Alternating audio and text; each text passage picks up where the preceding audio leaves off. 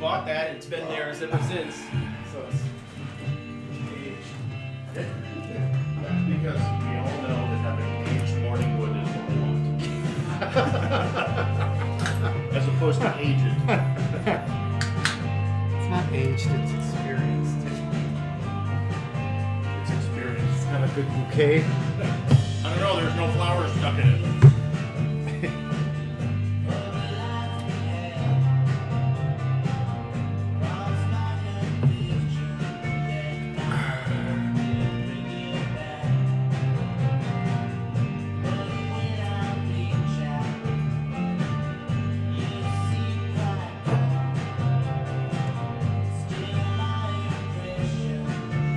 Is the stream live?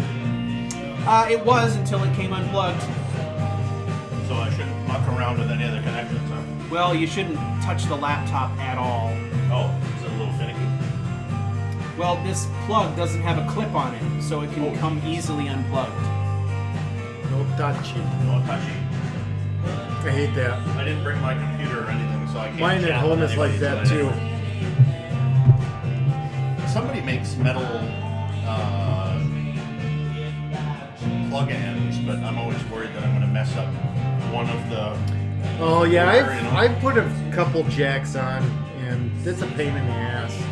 I mean, it's nice to be able to do that, 'cause I But still then they're have that 6-mile spool of Cat 5 from you, It's probably about what it is too, isn't it? About 6 miles. I gotta grab my headphones. but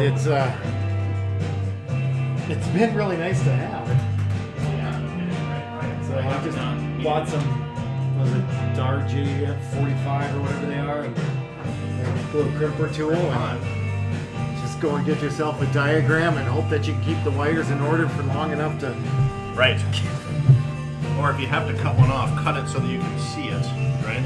Right. And hopefully. Well, that's the other thing. By the time you get done undoing that sheath, it's like instead of the orange or the orange stripe, because they both look kind of the same. And then if it's like in the movie The Abyss, then all of a sudden all the lights go out and you have to do it with a glow stick, right? And all the colors don't match.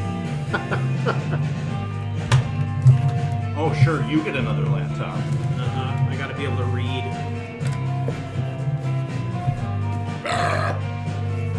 I could try to read on an iPad 1. I don't even know that I can open it on an iPad 1. Can you open the website on an iPad 1? I don't know, should I try? Yeah, that might be good for us to have eventually. Was that when it was just pad? When it was just pad.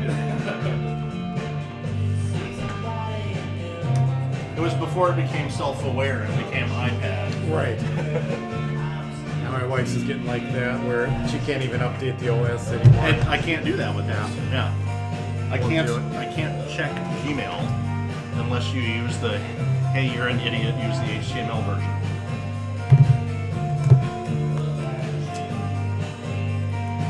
You get the link posted out to like Discord or anything? Okay. I know that I can't It's use all out Discord there. on this iPad. Ipad. Were you able to find out anything about that thing? Not today, no. Sadly.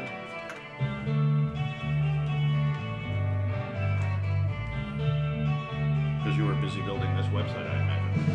Yeah. And I had a little bit of a crunch with work stuff this afternoon, so.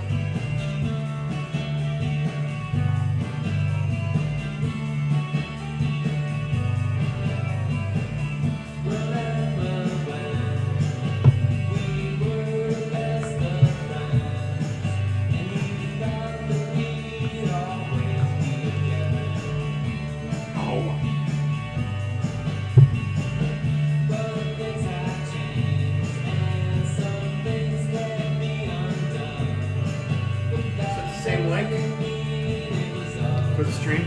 Should be.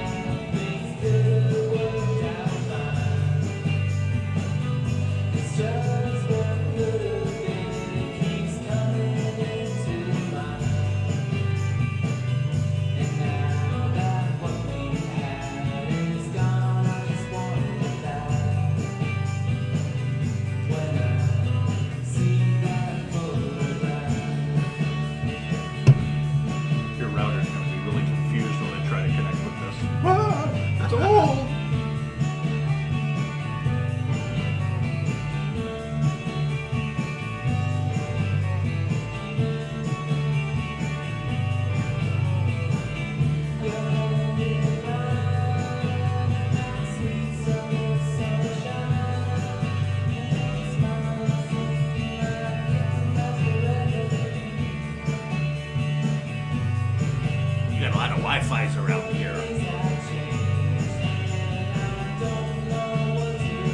You know how many? Yeah.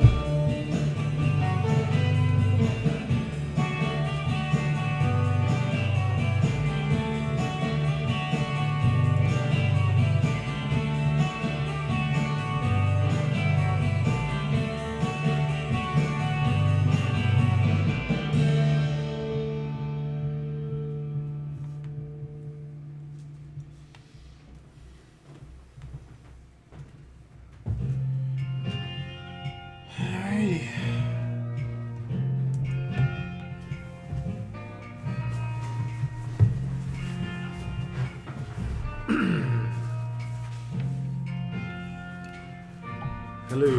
Oh, yeah. Hello, Joe. Hello.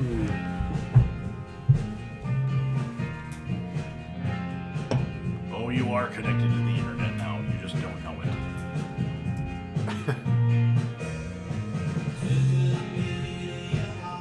It's got like a SharePoint URL on here. It's like 300 characters long to get to the email HTML version. What are you doing? It's such an old browser. What's wrong with you? Are you using Netscape? I'm using AOL 2.0. Oh, excellent. Even better. Wait for the dial-up noise. Let's see how the Character Crusade Glory of Story page shows up. Gory story? Glory Story. Could it be a story hole? You're such a story hole. Uh-oh, hang on, it doesn't like this version. Ooh. This looks awfully dark. It's our new theme. It's the new theme.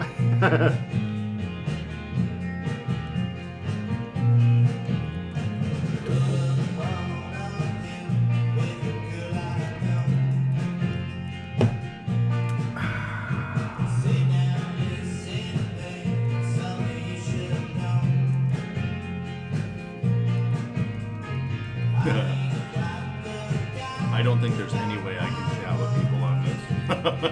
Let's find out. It looks tedious is what it does. Well, it might, if it will allow me to connect to YouTube, I might. I don't know.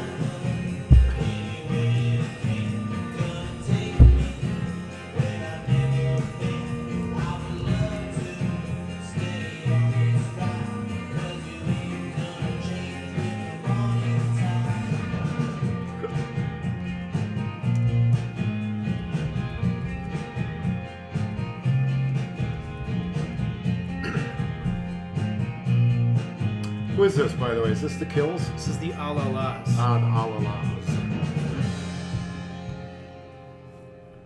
I love this. It's like such throwback. Yeah, yeah, it almost has kind of a surfer Yeah. tone to it in some of the songs.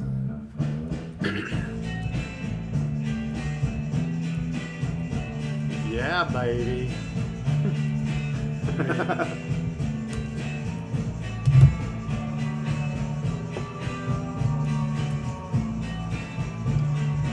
All right, everybody, we're going to get started here in just a minute.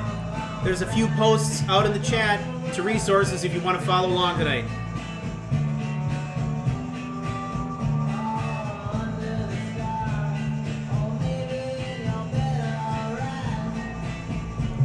Okay.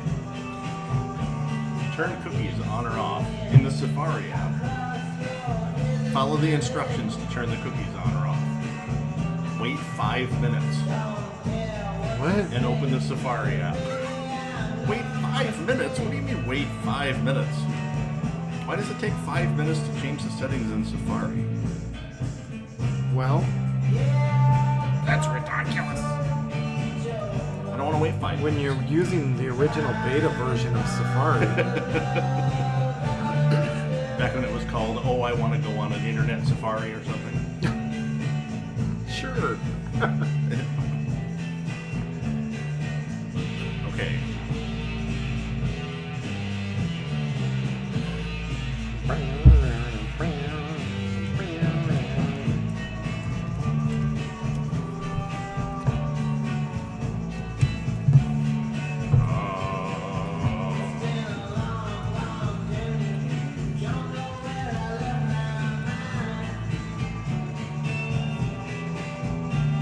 I think it really does wait for 5 minutes. It's kind of sad. Why cookies are helpful. Oh god, because Cookies they're are malicious. files created by sites you visit. They make your online experience easier by saving browsing information. I'm not enabling any of that. I'm going to disable all my JavaScript too. Because that's dangerous. It is. That's scary stuff. After 5 minutes, it still is not loaded the webpage. Jesus Christ. I'm not joking. I believe you. What you got going on there? He's a little tangled. What the hell's your problem? I got no problem, Joe. Oh, I don't think that's true. I think you got all sorts of problems. I do. Yeah, I got 10 pounds of problem in a 5-pound sack. That's what I got. Always the sack. That's a lot of problem. That is. Good thing is, when that sack split, all your problems are going to go away. Yeah. Silver linings, man. Silver linings. That's right. There ain't no silver lining to a split sack, Joe. No, I guess that's true. I mean, let's be fair. All right. That iPad experience is not going to provide us with much. So Okay. I may be relegated to chatting with our good friends on YouTube on my phone, Okay. which could be very interesting. It'll be a test of my vision. You have autocorrect? Test of wills. There's no will. Because that might Check, be check. interesting. Yes. Well, we'll Checkity check, see how check. the Apple keyboard works with the Samsung phone How do you manage that? because it's a Bluetooth. That's kind of cool, actually. It should not care what. Okay. Ooh, ah. It is time. Time for the stuff. It is time for the stuff and the things. We have 19 people in the stream. Can you believe it? 19 streamers? 19 people in the stream. Oh, sorry. Misunderstood. Yes. Not 19 streakers. Yes. Oh, they could be, I guess. They could be. We don't know. Joe, you are going to be in charge this evening of coming up with a promo code for Lost Barrel Brewing for Season 4. All right. So last Season 3 was Dead Beverage. Something people Joel, come can up with spell. No, let's make it challenging. Come on. Dysentery is good. It's a good word. It is a good word, but I wouldn't say dysentery is good. I needed to rephrase that. You're right. You're right. There is no way that dysentery is good. Okay. Yeah. This is a podcast, so we break this up into manageable segments, and we try to come up with recorded bits that Joe will not have to edit at all in post. I love when we do that. I Make it easier would for love Joe. it too. The Wind has suggested a promo code of Dusty Palate. My worry is that not everyone would know how to spell palate. Oh, but see, that would be the fun. because if you misspell palette as in like a wood palette, a shipping pallet, Or a pellet. then it doesn't qualify. Then it Or- doesn't qualify. Oh man, that's rough. It's not. We're not supposed to be tricking people. Or a dusty pellet. Pellet. Yeah. Uh-huh. I Yeah. typed in owl pellet. How come I didn't get added? Yeah. Not what we were looking for at all. All right. Oh, and she says it would be difficult if my shirt literally didn't say Dysentery. dysentery. Yes, exactly. Thank you for noticing. All right. I wore Well- my non-blurry shirt today. Yeah. We're going to. You know what? Here's what we'll do. We will keep it dead beverage, because if we keep it dead beverage, then I don't need to re-record that audio. Now I have That's a updated good the promo point. form. I have updated the promo form, ladies and gentlemen. You can go to lostbarrow.charactercrusade.com to get to the Lost Barrow Brewing page, where you can submit the promo code Dead Beverage. Now, behind the scenes, I did update that, so it flags it as Season 4. Does it autofill dead beverage for you? It does not. No, you have to type it in. You have to type it in. I was thinking it would be great, like those Yeah. auto replacement from the old form letters would be like, Uh-huh. just simply enter the word dead beverage, like totally different voice, Yeah. totally different font, you know. Okay, so this is really great. Thanks for showing up, guys. We've got more people right now in the stream than we have ever had for Awesome. like in particular for, I guess, at the beginning of any episode of Unbound. All right. So this is good. More to disappoint. Yeah, exactly. Yeah, we are the disillusionists. We're here to disappoint. Disillusionist. What skill tree is that in? I don't know. Disillusionment. Okay, hang on. I gotta circumcise one mic. I really Why do you gotta do that? Why do you do that? always in the company Because of others. I need it to be consistent with your mics. I'm just trying to help you. Oh, Now to make a nice It's can all about cozy. you. Since when? It's like your mic afro. A can cozy with a round bottom. Very useful. Yeah, right. Okay. By the way, chatting on YouTube on your phone doesn't give you the same sort of chat Right. experience. So I pretty much Where? have very little idea who's actually chatting. So, but that's okay. All right. Well, I can see them. Well, then I guess that means you'll have to type. That's fine. I'm ready to type. In the All right. Oranges episode, I'm ready to type. All episodes after this, no way. Not anything to do with it. You're super helpful. Okay, we should probably conform to the standard cold open, right? Yes. We gotta get Uh, our cold open. Do we need our cheat sheets for that?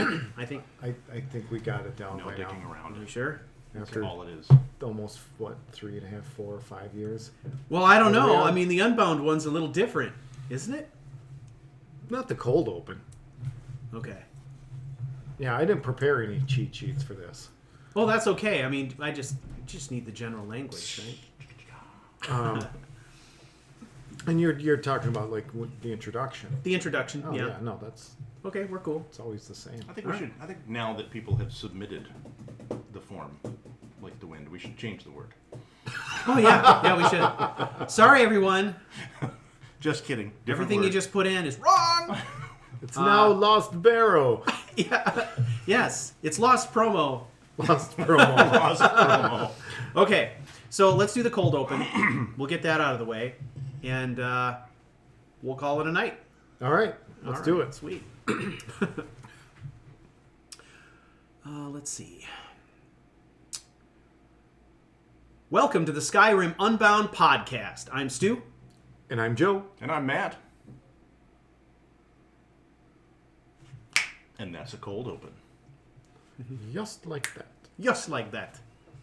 All right. How's that, everyone? All right. Yeah, right? That's a wrap, right? That's a wrap. Okay. Okay. So, cold open is done. Now, let's see. First, we're going to launch into a little bit of kind of a roundup, season 4. Talk a little bit about what the Origins episode means. Then we can restart the recording and actually launch into the Origins content. So here's the plan of attack for tonight, people. First, we're going to start by going over character setup It's going to be very similar to what we did in Season 3. There are some slight variations, okay? And then we're going to take a break. And then after the break, we are going to unveil the challenge for this season, okay? That is going to be a lot of fun. We will also be providing you with a link to a document that we will be publishing during the break that explains the challenge in detail and gives you all the reference material you need. And then we will walk through the setup with you. We'll take an opportunity to answer any questions or any clarification that you need about the challenge in Season 4 over chat, and then we'll call it a night. And you'll be off and running with the Season 4 challenge. All right? Yeah. All right. Sweet. Let's do this. All right. Welcome, everybody, to the Unbound podcast. This is the podcast where we do a community role play. We set up some challenges for you in the Skyrim, and you take these challenges and you try to implement them, and we see what you come up with. And we share our experiences every episode throughout Season 4. In the Skyrim. In the Skyrim. Yes, excellent. In the Skyrim. So if you're doing this in some other game, it might apply, but It probably won't work. it probably won't work. Dragon This Slayer. season in particular won't work. Yeah. It could be adapted, I suppose. Yes. I'm certain it could be adapted for Fallout, but I don't know about other games. I don't know. I don't know. All right, so let's get to it. All right. We start the recording. He makes it so easy for you. Well, something's got to be easy. After 3 years. Wine. Just saying. Well, it's more like 30 years, right? Not 3 years. Well, yeah. I have And noticed then that some. Stu hasn't gone like this for a while. That's true. That's true. Yeah, I'm kind of over that. I finally learned to ignore it. Yeah, that's lost its appeal. The magic is gone. You've lost that love and feeling. That butler feeling. Oh, that butler feeling. You've lost that butler feeling. Now it's gone, gone, gone. Oh, I've never seen you so emotionally moved by music, I know. Joe. I know. I wasn't quite sure what kind of movement was going on there, but that's all right. All right. it's not a bowel movement. A bowel movement. Ah, All right, are we ready? let's do Everyone's this thing. Everyone's beard and ready to go. Where's yours? In there, but I'm good. All right. Reminded you didn't like that. No, really like it. Otherwise, I'm going to drink it all the way down. Oh, okay. Well, that's You're what- saving it for That's break? what it's for. Yeah. Yeah. Beer for lemon. It wasn't a large Poke the enough hole. jug. Yeah, we're shotgunning. Yeah. Like, we got one of those 1919 root beer kegs. Did you shotgun it? No, but now I'm thinking about how that would be to try to do that since it has its own pop lid on it, right? God, that reminds me. I can't remember where it was. It was Wisconsin somewhere. Of course. Where else? Only It in was like Wisconsin. this. It was like 100 hose beer bong.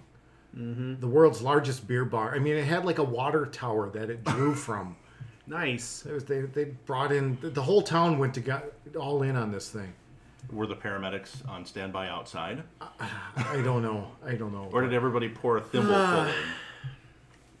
Could somebody change my template? Why don't I ever update my templates Which properly? what do you want to do here? No, it's fine. Look at that template. No, I'm- Unbound Season 3. No, it's built into the template in I'd love to- Photoshop. I'd love to I can't change it change for it. you. Oh. I can't change it. So we're going to go through this whole thing with it saying Unbound Season 3.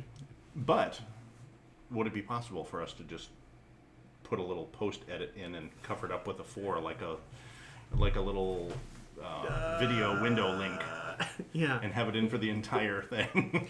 Ladies and gentlemen, this is Unbound Season 3+1. There we go. That's Yeah. good. It's too bad the +1 fell off the side of the Yeah, template. it's just out of alignment slightly. Too much gutter. You know, I think I've got all the bases covered, and then I realize I don't. Anyway, it's par for the course. Not Unbound Season 3. Yep, not Unbound Season 3. Okay, are you ready? Let's do Beyond this. Unbound. Are you ready? Are you ready? We're ready. Yes. You ready? I think we're Unbound ready. Season 3 Redux. You Yeah. keep asking now. I'm not sure if we're 3.1. ready. All right.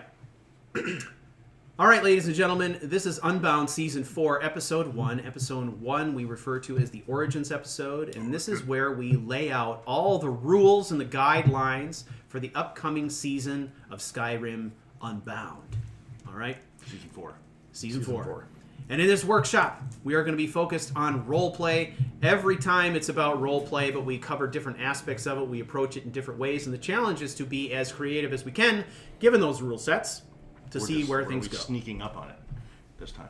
We're sneaking up on it. Yes, exactly.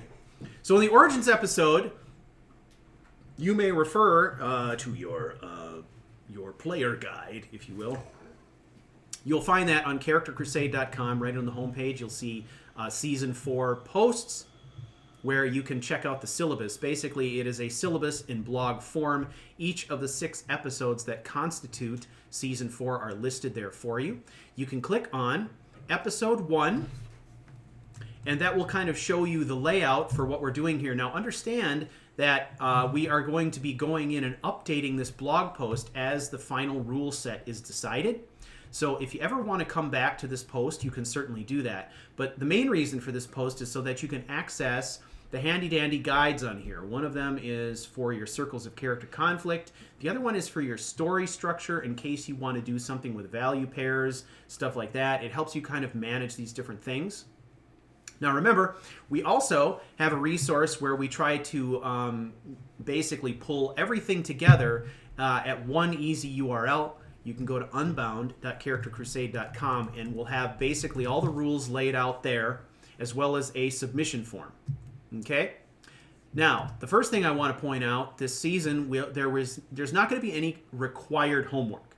So, after Season 3, in the last episode of Season 3, we did basically a retrospective where we talked about what went well, what didn't go well, what kind of things we might want to change to improve it.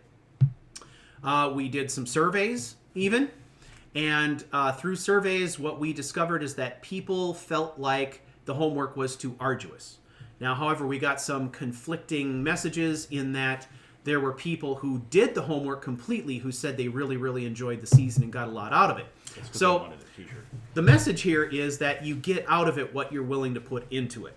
So what we're going to do this season is we've got in Season 4 a plan for you that is very heavy in game mechanics. Now, this is something that we haven't done before. We've really been focused on driving role play through other things.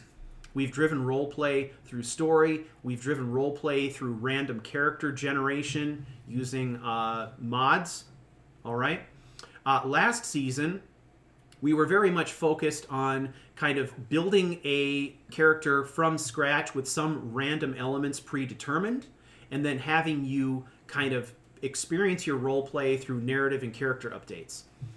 This season, we're going to focus on a game mechanic and see how putting in place a very detailed and specific game mechanic, how that could drive role play. Okay? So that is the objective here. We're going to reveal that in the second half of this podcast, but to start with, we need to go through kind of some of the main things associated with how to set this up. So I point out the Origins blog post. This is a spot where you can always go back to get the details, but if you want to follow along now, you'll get a sense for the structure here. So to start with, the one thing that we're going to need this season is we're going to need the dual character traits, just like we did last season. However, this time, because we are so focused on game mechanics, and frankly, what we have devised and what we're putting in play for you is going to be fairly demanding. So we are going to allow you to select your own character traits. Now, if you would like to, you may randomly generate those, or you may select them from a list that we've got pre-prepared, or you may just come up with them all by yourself. But generally, what we like to do is refer people to the character trait list. And that's why I direct you to this blog post for Origins, because it also contains a link there that will take you out to a Google Doc that contains the list. It's in spreadsheet format, so if you want to choose randomly using a random number generator, you can do that. Come up with a couple of different traits. They can be kind of anything you like, but one thing I would suggest to you is that sometimes the most interesting trait pairs are those that are kind of opposites from one another. Mm-hmm. And you try to figure out how to reconcile that, because people are complex. it is one way that you can do that. And again, these are things that could evolve over time. So you may select some traits at the start that you may change later on down the line. Characters evolve. That's kind of what this is all about. So don't feel like you're roped into anything. These are just guidelines and ideas. So if you choose something randomly and you feel like it's not going to fit your story concepts based on what we reveal in the second half, you can always change it. So basically, we're leaving that wide open for you to decide. You could also end up with something that maybe you could implement further down the line. It doesn't have to be something for right away. Right. So if you come up with a couple pairs and traits and all that stuff that you really like, but you're not sure how to put them in right away, work them in as you play. Yeah, that's a good point. Don't assume it all has to start right now. Yeah, I mean, kind of world's your oyster, right? Right.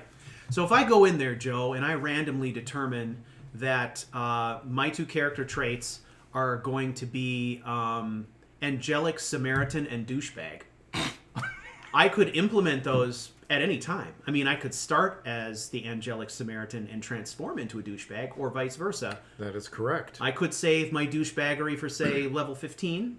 Right. Or something beyond that. Or your douchebaggery could be something very specific. Oh. Like only when you're interacting with a Maybe particular group of people. Right. Maybe you're just a douchebag to elves. That could be. Or wolves. Yeah. Or maybe there's an event that Elven takes wolves. place Only to vampires. during the course of a side quest that turns me into a douchebag. Right. Maybe right. I don't have douchebag tendencies at the start. But after you eat people, you become a douchebag. Exactly. So, Which is the very definition of douche. I mean, eating people, come on. So That's- douchey. that's a real douchey thing. Is to do. there anything really like when you cure vampirism, can you cure douchebaggery? Ooh, I think it's harder though. Wolf Isa is asking if we took care of the duplicate traits. Did you do that? No. Did you do that? No. I didn't. No. So no. It's possible No. that if you No. use our list, you could get duplicate traits. So enjoy. Yeah, you could be douchebag, or you could be angel, or you could be stubborn. But technically, that could be possible. Right? Yeah. What if you were stubborn and then got more stubborn? Yeah. On your better days, you're a douchebag, and it gets worse on the bad days. Full moon. Right. Yeah. When you're sober, it gets worse. There's not enough mead in the world to keep this away. If you're asking us to actually maintain all of these materials that we're providing you, What? that I mean, is come on. Case in ridiculous. point, it's not season 3. Exactly. So It's Strudel season says it best when she says 3.1. double douche. Yeah. we're doubling down on the double douche. So squared. Double douche. It'd be like this. Yes, double douche. Parenthetical douche. Oh, Ooh. now we're looping seasons together. Ooh. All right. So the deal is that you get to pick. All right. It doesn't matter how you do it. You can pick these out of thin air based on a concept you already have in your head. Or if you want, you can use our list and see what that comes up with, and you can trash it if you don't like it. Whatever. It's fine with us. You can Okay? re-roll as many times as you need. Exactly. Or Yeah. if you don't like it, then re-roll. Yeah. Roll That's right. 5 times and take the best 2. Yep. Yeah, come up with something creative, you know.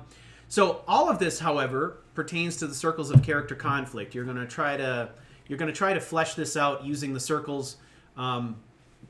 Again, using the circles is optional, but we have found that it's a really excellent tool for helping to define your character by trying to view your characters through the eyes of other people. Essentially, is what that does. So if you go to the episode 1 blog post, you'll see a diagram there that outlines the circles of character conflict. And we're going to go over these. I will take the center circle, Joe will take the middle circle, and Matt will take the outside circle. What do you say? Was that good? Okay. Yeah. We rehearsed this all ahead, so We these guys are totally ready to didn't. go. Okay, so the inner circle is about personal conflict. What is the personal conflict or conflict with self that your character has? What are the inner demons? What are the things that drive them?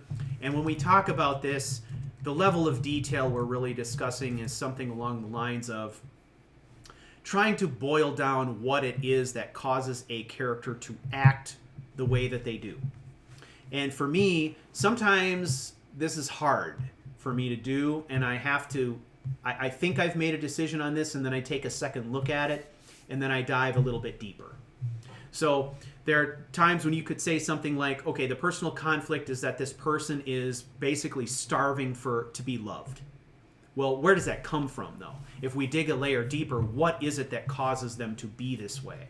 Why are they starved for love, right? Well, now you can start digging into their past a little bit and say, okay, is affection something that was that they were not given access to, I guess, as a child? They were not exposed to, they were not allowed to have, right? Because of upbringing or environment or family relationships or things like that, right? So my challenge to you would be, consider what this is, but then dig a little deeper to find out what is the cause, because in essence that's what the real inner demon is. This striving for love or looking for acceptance is a symptom of a deeper problem, right? So that would be the one thing I would say about the inner demon, right? Is to start with something that you think might be a symptom, and then work your way down and try and figure out what's the causal relationship between that symptom and the real thing at play. And you can think about your two traits while you're doing this as well. So if you do have a trait that is, something like douchebag, well, douchebag is a symptom of an inner demon. When they're being that way, when they're being nasty to people, is it? What is that a symptom of? Okay? It's driven by something. It's a desire to be better than everyone else. Well, why would they feel that way? Are they super insecure? Do they have imposter syndrome? Well, where does that come from? Keep digging deeper until you get to the root cause. All right? So that's what I would say about personal conflict, the inner circle. The next circle is interpersonal conflict. Joe, would you like to elaborate on that? Sure. So interpersonal. Do you want me to restart? No. Oh no, he left himself a marker. Did you notice? Yes, I noticed. I wonder what that wave sign looks like. Probably a lot like a laugh, I suppose. Yeah. To kind of play off of that, what you were just talking about with the personal, I guess you could look at the interpersonal as that symptom itself. So if you have personal as being the root cause, interpersonal is kind of the outward showing, or there's a word I'm looking for and I can't find it, but Manifestation? yes, that'll work. Of that conflict that's going on within you. So really, how does that affect the people around you? And interpersonal, I guess, is really more the people that are closest to you. It's not necessarily random person on the street, but your close loved ones, for lack of a better term. Okay. Whether it's close family ties or close friends. How does your demons affect them and your relationship with them? Okay. So that's kind of where we're at with the interpersonal. Okay, so if my character is struggling with not feeling like they're good enough, that turns into this sort of imposter syndrome. They might act that out against loved ones and friends by always trying to one-up everybody, always trying to be better, always maybe it Possibly, sure. It shows itself as jealousy, Right. Things like that. In the case of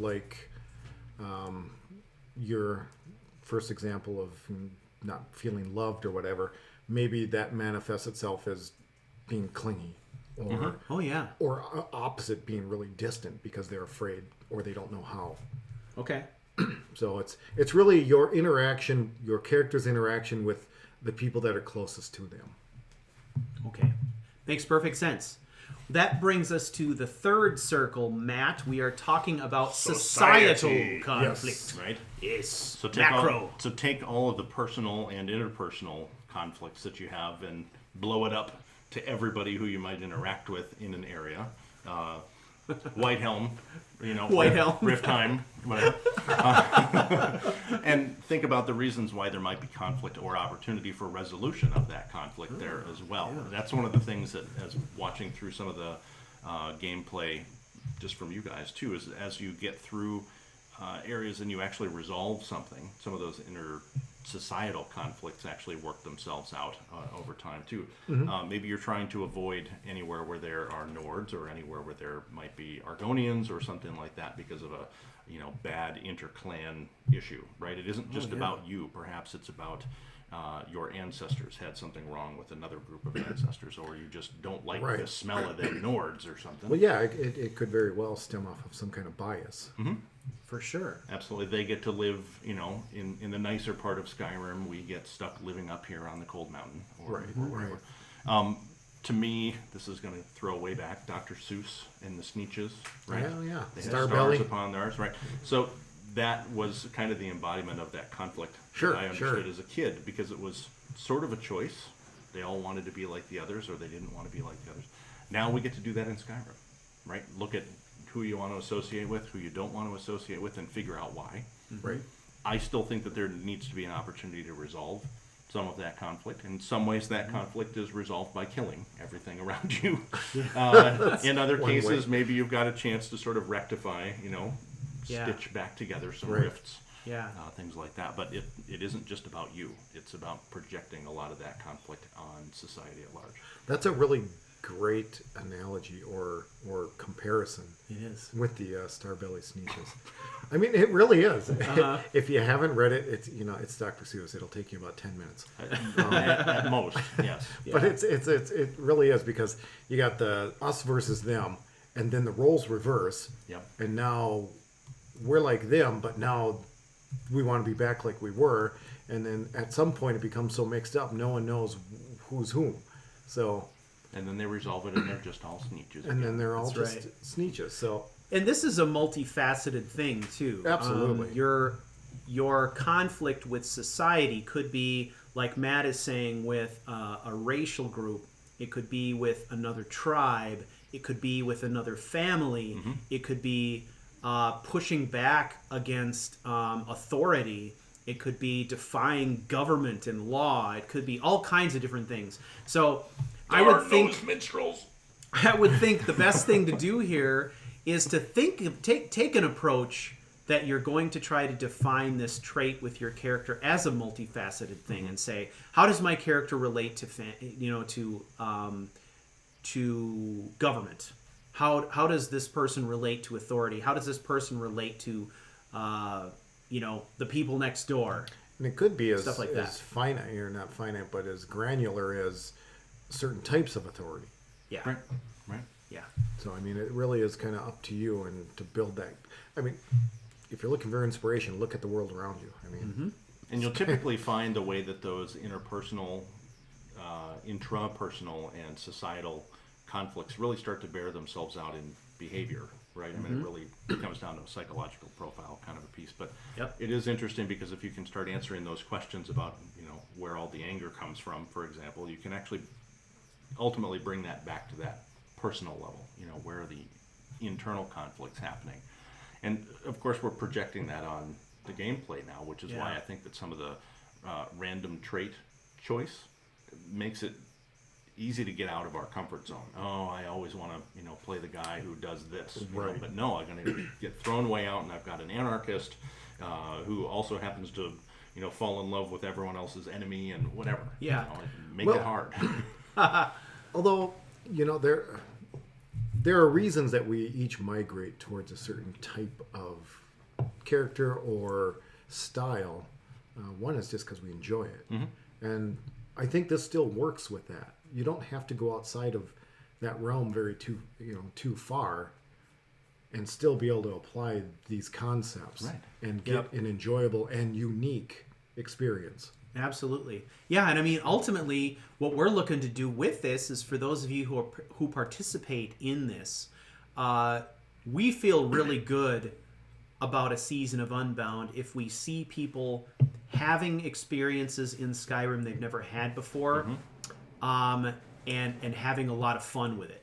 That's the whole point, right? Is to it helps to force you outside your comfort zone and to maybe do something with a character as an experiment, understanding it's temporary. To try something different. Maybe you'll hate it, but maybe you'll love it. You never know. And It may change the way that you play. It is good to struggle just a little bit. Absolutely. Absolutely. There's nothing wrong with a struggle. There is an episode where we talk all about the struggle. That's amazing. Yeah. So that is what we're going to do for character setup, ladies and gentlemen. That's a review of the circles of character conflict.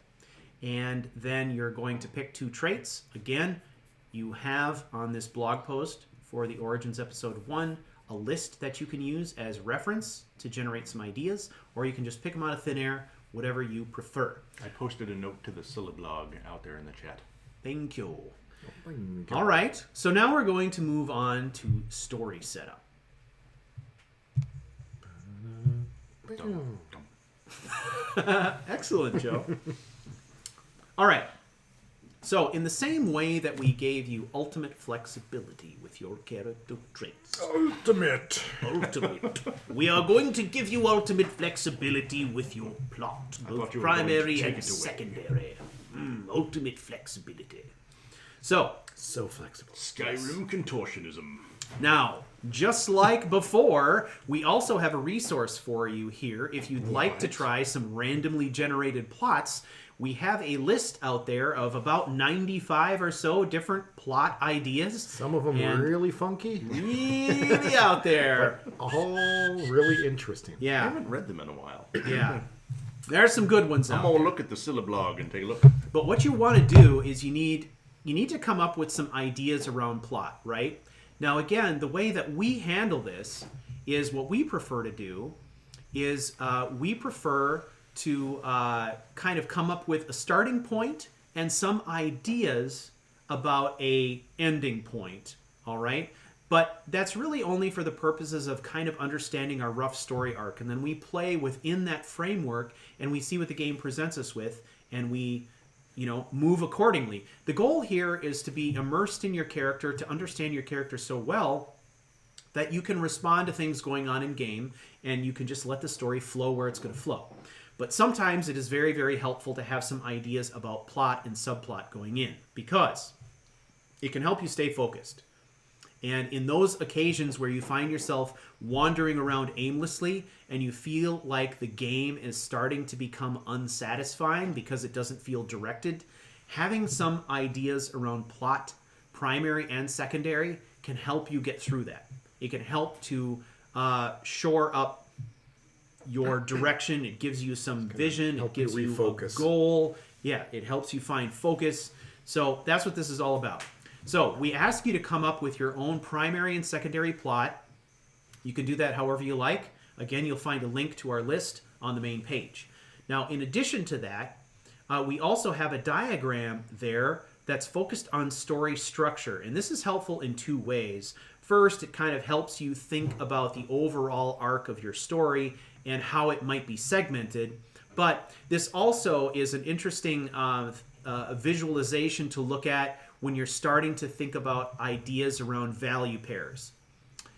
We're going to cover value pairs here in a moment, but first let's talk a little bit about story structure. The only reason that we're providing this tool is because it's a handy reference when thinking about the progression of your story. In the last season, we talked a lot about this idea of kind of viewing the framework of a story as something like a 3-act play, right?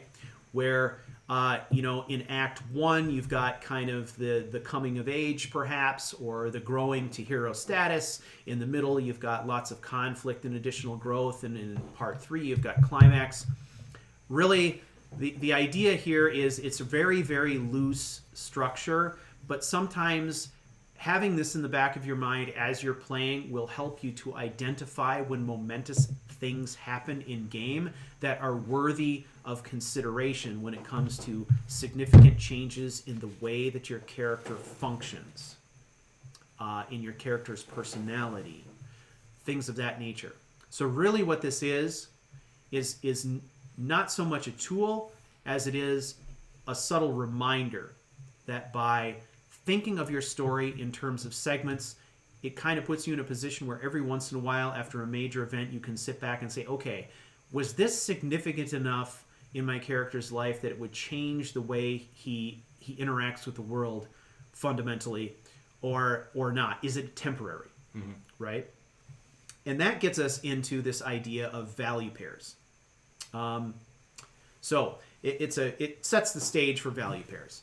And basically, I'll give you an example of what we consider to be value pairs. And again, this is just a tool to help you think about what's going on with your character as it's happening.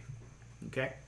So, value pairs are the instances where your character's mood changes from positive to negative based on the situations that they're in. Okay? These can be major value pairs, but I think what's more important are the minor value pairs that are happening all the time in what would normally be kind of insignificant situations. Less significant than, say, completion of a major quest line. Usually completion of a major quest line I would consider to be something on par with maybe an act, you know?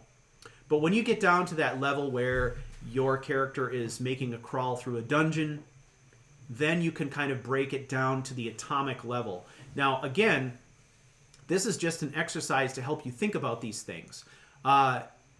If you start to exercise this muscle a little bit, flex this muscle, the easier it will get for you to make sure that you're gaming with intent when your character is concerned going forward, as opposed to just breezing through a dungeon, coming out the other side and saying, okay, what just happened? Was there anything significant there? This is make something up. I know. This is a way for you to kind of think about it as you go, right? So maybe you come in, the first thing you do is you see a Draugr, and you kill that Draugr with a single arrow to the back of the neck from stealth. Boom, that's positive. Your character's feeling very confident, right? And you go into the next room and suddenly find yourself unexpectedly ambushed by 3 Draugr all at once. Now, you may barely make it out of that scrape, and it ain't going to look pretty doing it. You're going to be hacking and slashing and running around like a maniac with your hair on fire, but you survive it. Panicked even. Panicked. I want the hair on fire mod. Panicked. Yeah. Basically, what that is that's a downturn, right? That's a value pair where we've gone from feeling confident to feeling either foolish or less confident. Is this a zero-sum game? What do you mean by that, Matt? Elaborate. Are all of our positive moments going to be counterbalanced by negative ones, or do we find that there will be one will win out? Will there always be a benefit to the positive, right? At the atomic level, perhaps. Like when you get down to that minute level, if you think about the experience you have when you're going through Mirak's shrine, it's one of these deals, right, where you're vacillating back and forth, you know? You're having success. You're having some challenges. You're going back and forth. Some challenges, right? He said. But dying over and over and over. Yes. You go through that, right? You get through it, right? And really, what it is it's fighting. It's nothing like super crazy. The one thing that our characters are supposed to be are heroes. They're supposed to be able to fight confidently. Not always successfully, but confidently nonetheless. They are supposed to be open to the idea of combat, generally speaking. Sometimes you play a pacifist character as someone who sneaks through everything. It is difficult to get through the game that way, but yes.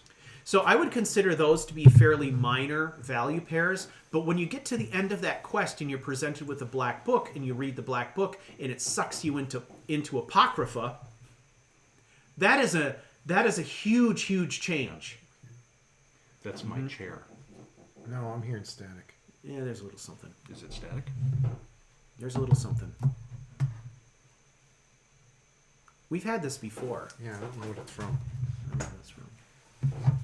Hang on. It's gone now. Something over here. Something going on. Oh, something. Yeah. All right. Sorry. All right. No, it's important that we not have audio artifacts. Yeah. No, we're gonna have artifacts. Yeah. Well, that's for the guy who was editing to deal with. Yeah. Artifacts. That's us. He's concerned. What's the fuck say? Yeah. No. So when we get sucked into Apocrypha, that's a major value pair. Right now we've been sucked into another dimension that's dominated by a god who hates our guts, depending on what we've decided to do, right? And that is suddenly we've heightened the intensity, we've heightened the fear, we've heightened all of these things. That would be something that would change a character in some way, right? So the key is to think about value pairs so that when all of that experience is taking place and when it's over, we can take into consideration how that could have changed our character's personality. Now, it may not change our character's personality every time, but if we have a continuation of these things, it's kind of like a PTSD type effect, right? Where over the course of time, the character is going to have some kind of reaction. Either it's hypersensitivity to this kind of stuff where they freak out, or maybe it's a kind of a deadening of the senses about that, right? Where they become very dark and grim. Those are the things we're trying to think about. And there's opportunity for value pairs in every single encounter that we have in Skyrim. Think about the simple act of your character walking down the road and then being randomly attacked by an assassin, right? It happens all the time in Skyrim, but What the fuck? I know. Leave me alone. We expect to be attacked by bandits, and our characters are prepared to defend themselves with armor and magic and weapons and experience and all these things, right? I was just out for a walk. But how does that change if suddenly you're attacked by someone who's carrying a letter that very clearly indicates they were instructed to come and attack you, Right. and that you are going to die at all costs, right? That's a very different experience than dealing with a random brigand, right? Okay? So, just things to think about. Let's be fair, though. It's awesome to say random brigand. It is. I love random brigands. Well, brigand in and of itself is a really good word. It is. Right. It is. But a random brigand. But see, now Man. you could have Yeah. that as actually one of your character plots, right? Random brigand. All right. So, Could. that What if all the is assassins really aren't? that's basically what you need to know about this stage, okay? So in review, what you're going to do is you're going to select for yourself 2 character traits. Okay, you can select these yourself or use a list we provide. And then you're going to select your own plot and subplot. And remember that we have a list for that as well. If you want to generate them randomly or use our list as a way to come up with some ideas, you can do that. There are extensive options. They are extensive, and we always have this blog post available for you to come back and reference this stuff anytime you want. Okay? Anytime you want, come back and check it again. Okay? So if you come to a point in your story where you feel like you are at a momentous moment and you think that there should be another character trait change, you can come back to this list anytime you want. You can come back to this list every 10 levels and try something else. It just depends on, how your story is taking shape. All right? That makes sense? You guys have anything to add on that? Did we miss anything? No, clear as mud. Okay, cool. I think it's kind of Around helpful here. to resolve some of the conflict before just choosing another one. I was ready to give up just on a couple of the value pairs because was maybe easier to not work through it. And then I just decided that I was going to try to muscle through, Yeah. right? And so to me, I love having the random option of just picking something else from the list because at the point where I'm frustrated, I don't want to have to create a new one. So Well, yeah. thank you for having a list, gentlemen. And if a trait is going to go away, it has to go away for a reason. I mean, there has to be a reason why it's going away.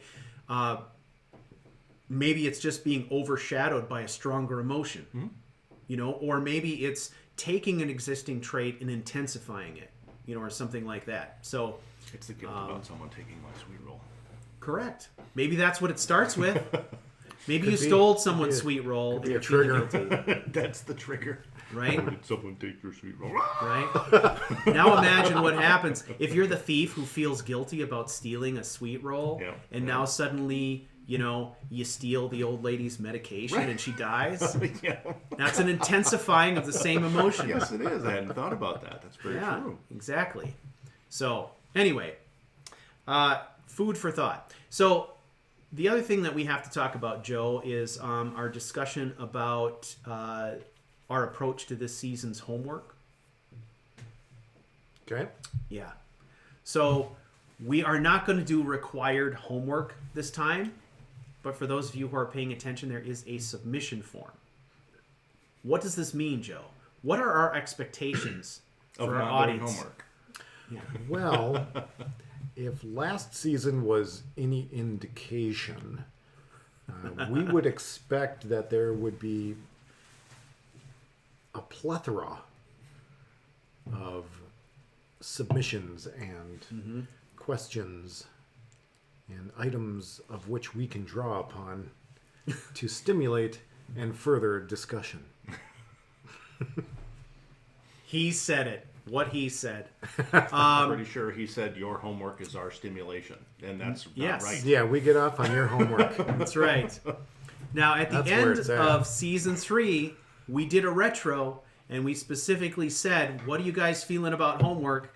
And the overwhelming majority of people said, too much, too much. And we said, if we said there was no homework, but we asked that our episodes be driven by submissions by you, questions, discussion points, ideas, character updates, anything like that, would you do it? And it was a resounding yes. Yes, of course we will. But no pressure. Okay.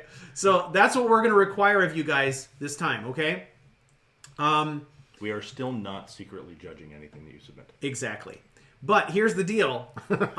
If you submit discussion items based on your experiences, and I have a feeling, Joe, that this concept is going to generate a shit ton of questions, discussion, angst, early on, perhaps, Anger. for sure. rage. Okay. You fuckers! You know, if you're feeling that, we want to hear it. We want to hear it. So that's what the submission form is for. I And have a feeling we're my gonna phone discuss is these going to things. blow up with notifications of form submissions. That's now. right. That's our, well, that'd be good. So here's the thing. In the last season, we gave away a free t-shirt to one lucky person who submitted homework. We are going to be doing the same thing this season for any submission. So if you submit a question, idea, character update, discussion point, anything you want to that form, you will be in the drawing for the t-shirt. Okay?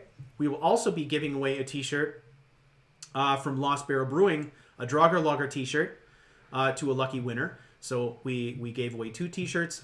It was Karn114 Correct. and EJ who got the t-shirts. If you Correct. go out to Discord, I think you're going to see some lovely photos of those 2 people out there somewhere wearing their fancy Professional. t-shirts. Photography. Gorgeous. Yeah, for sure. So you want to check that out. But if you homework, this is not really homework. We're asking you to contribute ideas that we can discuss here related to your experiences. Really, it's nothing you probably weren't Already prepared to do. going through in your mind anyway, as far as Yeah. you know, as you play. Just basically give us feedback on what's going on in your game, and then we're going to take that and we're going to spin on it and riff and Yeah. just go on Yeah. Random tangents. And random tangents as Yeah. usual. as usual. That's So what we it's do. it's really not much taking of a departure from the norm. No. it's kind of a spin-off of the homework that we had last season, where there was more of a formal, here's kind of the storyline of my character. Well, now we're just going to ask you to just condense it a bit and throw it out as a talking point. What 1 or 2 major things happened that we can all Yeah. discuss, or what you're at a point and you're not sure what to do next. Mm-hmm. Throw that in there. Maybe the collective. Yeah. I was gonna say something with brain, but then it just didn't sound right. But Yeah. In this group, brains is yeah, totally no, foreign. the collective crusade can help Brain come up with crusade. some ideas to resolve your sticking points. So Absolutely. Because we're excellent at solving other people's problems. Yes. We suck at our own, but we'll solve yours. Okay. t-shirt. Right? Oh, yeah. So I think the one thing that we can say is that we are super excited to reveal this to you guys. I would say I'm more excited about this season than I have been about the previous ones. Only because it's a very different approach. And I think that this game mechanic is going to really be interesting to see how people deal with it. Yeah. What I love the most about it is that we get to tell them after the break. That's right. Speaking of which, it is now break time. So, ladies and gentlemen, we're going to take a quick break, and we're going to come back, and we're going to do the season reveal. It'll basically include not a theme, but kind of an overall game mechanic that is going to drive what you do in season 4. Thank you all very much, and we'll be back in a few minutes. All right, stop recording. Season 4, the big reveal. Yeah. Open the Komodo. I love Komodos. Open the Komodo. Dark I'm Fox wondering- spends an exorbitant amount of time on Komodos. Opening the Komodo? Oh, no, man. That's Commodes. Excuse me. Open the Komodo. Yeah. I was wondering if the noise was coming from my battery. No, I don't think so. Because we It's had hard to something say. like that happen. When Yeah, I don't Joe know. and I What? too, so. We're crossing the streams. And we are still on mic, so. Yes, we're on mic. Yep. No saying what everything is. I did that because I forget.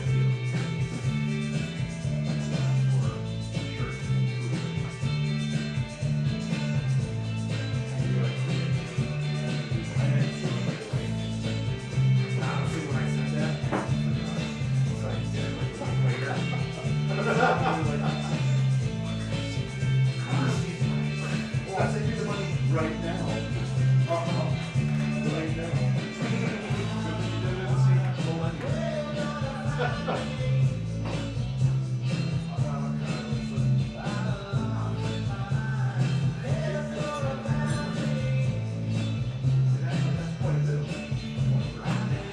It does, but it's very.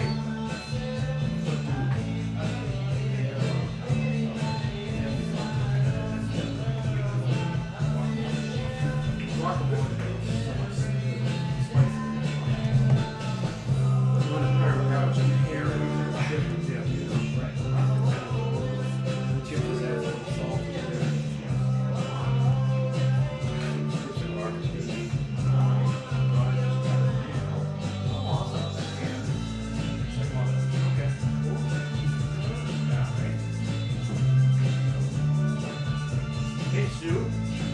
Yeah. I don't generally say this, but I have money for you. Okay. I like money. Because as we were discussing t-shirts and things, I remember that I was going to PayPal you money and I never did. No worries. Where do you want me to stuff this? On his pants. That's for shirt and a little bit of food.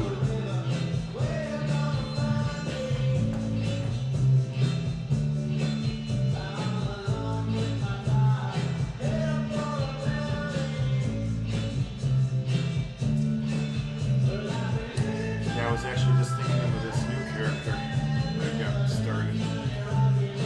You're talking about value pairs. It's And a how useful the whole discussion. feeding thing would affect you. Temporary and long term. Yep. Something to think about. Be old man.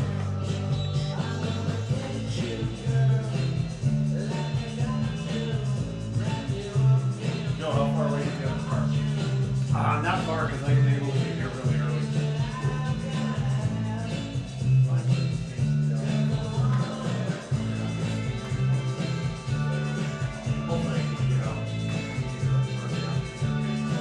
It's a little tight.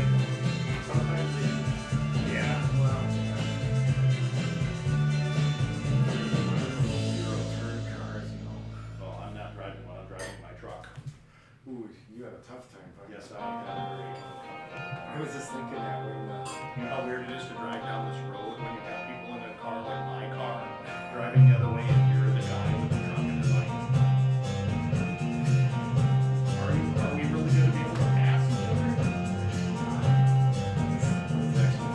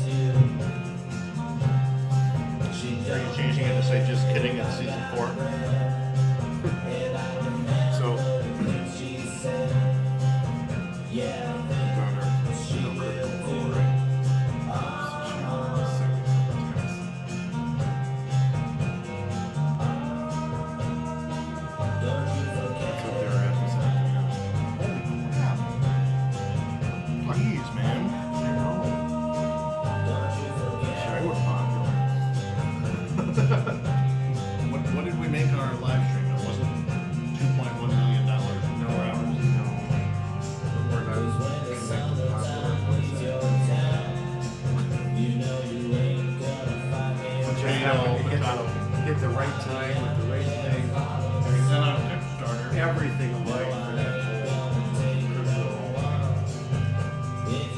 They made whole plane being cool. They just have to be at the right place at the right time.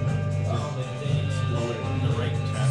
And they get their, Low cost tech entry for podcasting. well, they have to be straight.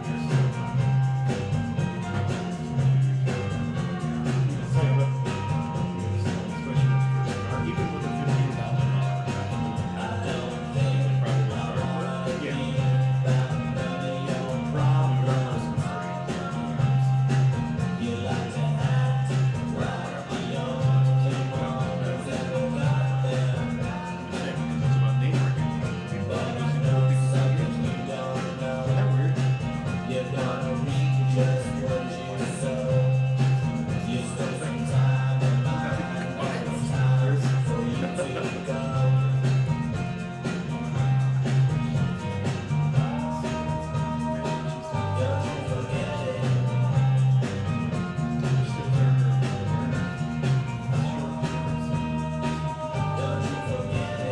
No one joins my podcast when I do that.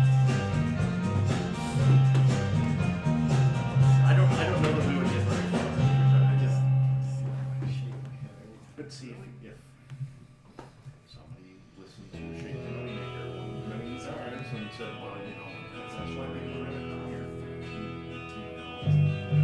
It's not paying attention to the fact that that's what's on there. What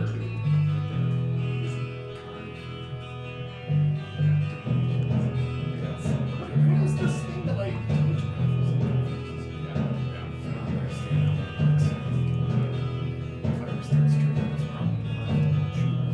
because that's the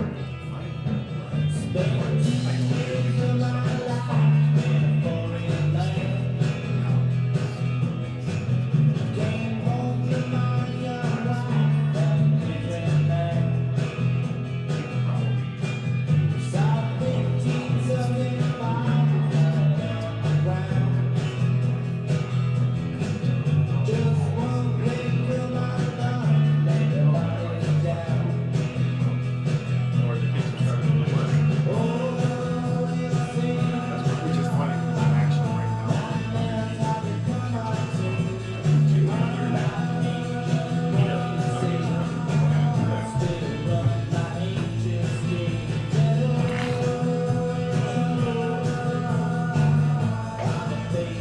Okay, everything's published.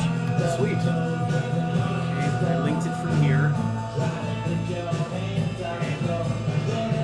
And then I also put it on the home page. I dropped it in right here. Perfect. Stick here. I like it. Okay. All right. Not bad for a couple hours of brainstorming one night. No, not bad at all.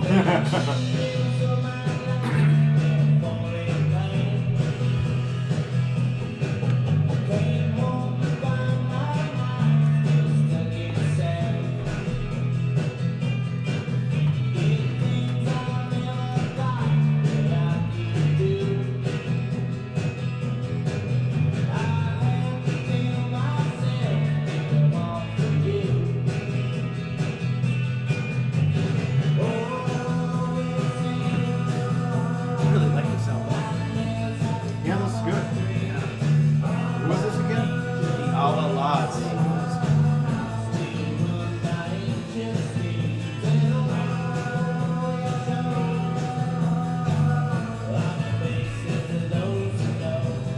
Really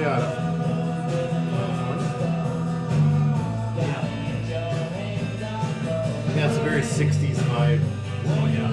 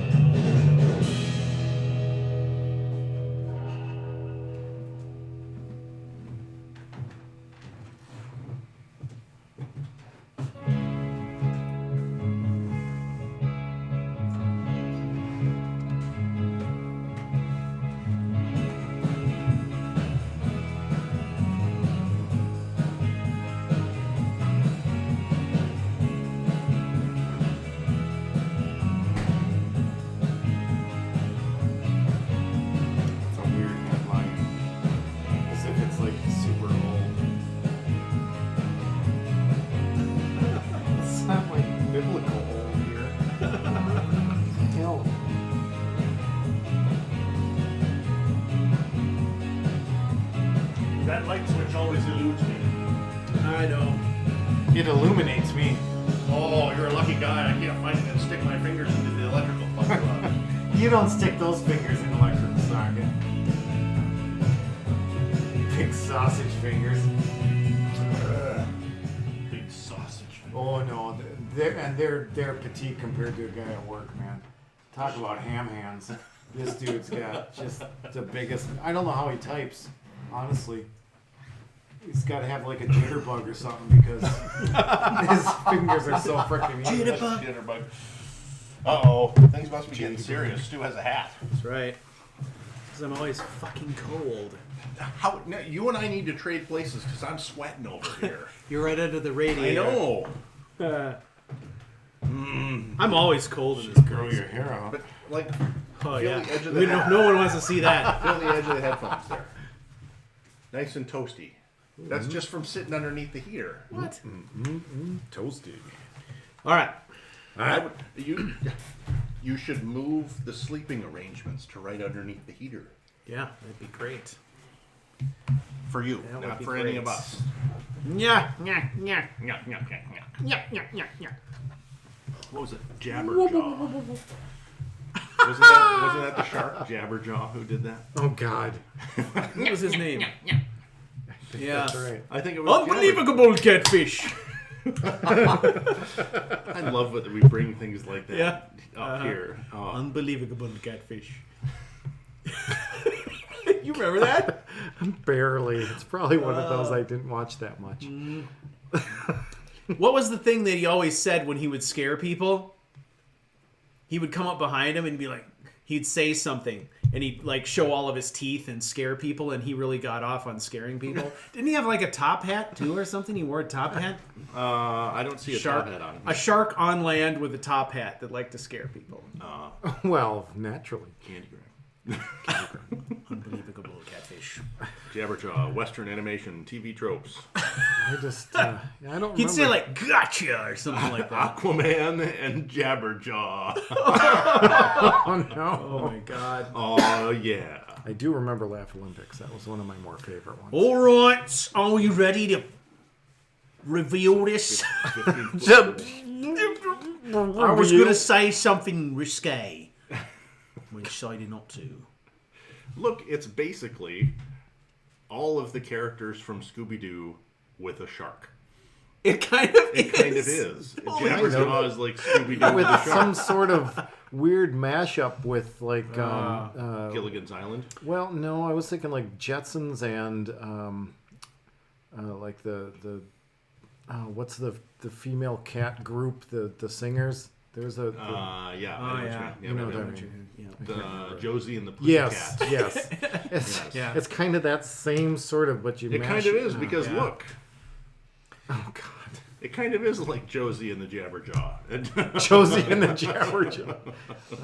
All right, are we ready for All right, this? Oh, let's those just Hanna We stop. got we got 25 people out here who are getting pissed. The longer we talk about Jabberjaw, the more people that will be here waiting for us to. Yes. Oh no. Let's talk about Hong Kong Phooey next. Let's not go down the old cartoon All right. rabbit hole. Okay. Yeah, there was some terrible stuff. Four I kids did and a like whale Hong shark. Kong Phooey though. All right, All right, I'm ready for are you. we ready? I'm ready. Are we ready? I'm recording. Look at I'm recording. I'm recording. Look at you. Look at me. I'm recording. Ah, recorded. yeah. Oh, and we've all Oh, totally that's- peaked, so we know right what you need to edit. Oh, look at that. I've peaked. Oh, yeah. Yeah, that's amazing. Look at you peeking. Oh my god. Thanks for leaving that on the table, by the way. It's been disturbing the entire time. No, I'm just chucking No, that. it's behind you. It's after me. It's gonna be full of dust bunnies now. Pick it up. I don't want to be talking into that thing that's full of dust bunnies. I don't know what's better. I mean, Yeah. it's microphone skin or microfro. They're both bad. Oh, sit. All right. Stay. All right. Hey, All right, it's time. back from break. Ladies and gentlemen, welcome back to the podcast. It is time for us to talk about the Season 4 game mechanic that will be driving our role play in Season 4 of Unbound. We alluded a little bit in the first half of this to the fact that it is going to be focused on a game mechanic as opposed to story, as opposed to random elements, things like that. And it is a rather demanding game mechanic. That is why we are allowing you to choose everything else, so that you can choose those things in such a way that you can make them fit into the way that this works. I can't see your eyes on the stream. I keep thinking you're going to go into a poetry slam. No. All right. Do you need to see my eyes, No, Matt? no, I can't look into your eyes. Anyway, I'm sorry to have distracted from. Quit deviating. My ingredients. My ingots. You're such a deviant. Yeah. Okay. So, if you would like to follow along with us, and you're going to want to do this because if you want to ask us any questions about how this is going to work, you will need some reference material. So, if you go to charactercrusade.com, or you can go to unbound.charactercrusade.com, both of those pages have a link. All right? Right on the home page, you're going to find a link that is labeled Unbound Season 4 Sacred Elements Game Rules. All right? Now, if you click on that, you're going to see a couple of things. One is going to be a table of ingredients and metals, and then you're going to see a series of play rules. All right? So, Joe, would you like to give people the high-level idea, concept of what this is, maybe a little background on how we came up with it, and then we'll kind of go through the deets. So if you want to follow along, just do that. Go get those links. All right. Now I got to think back to when we had our brainstorming session. So, really, what this comes down to is your character is kind of attracted to a certain type of metal or ingot. Yes, and we're calling this the sacred metal. So your character will have an affinity towards that type of metal as listed in that grid.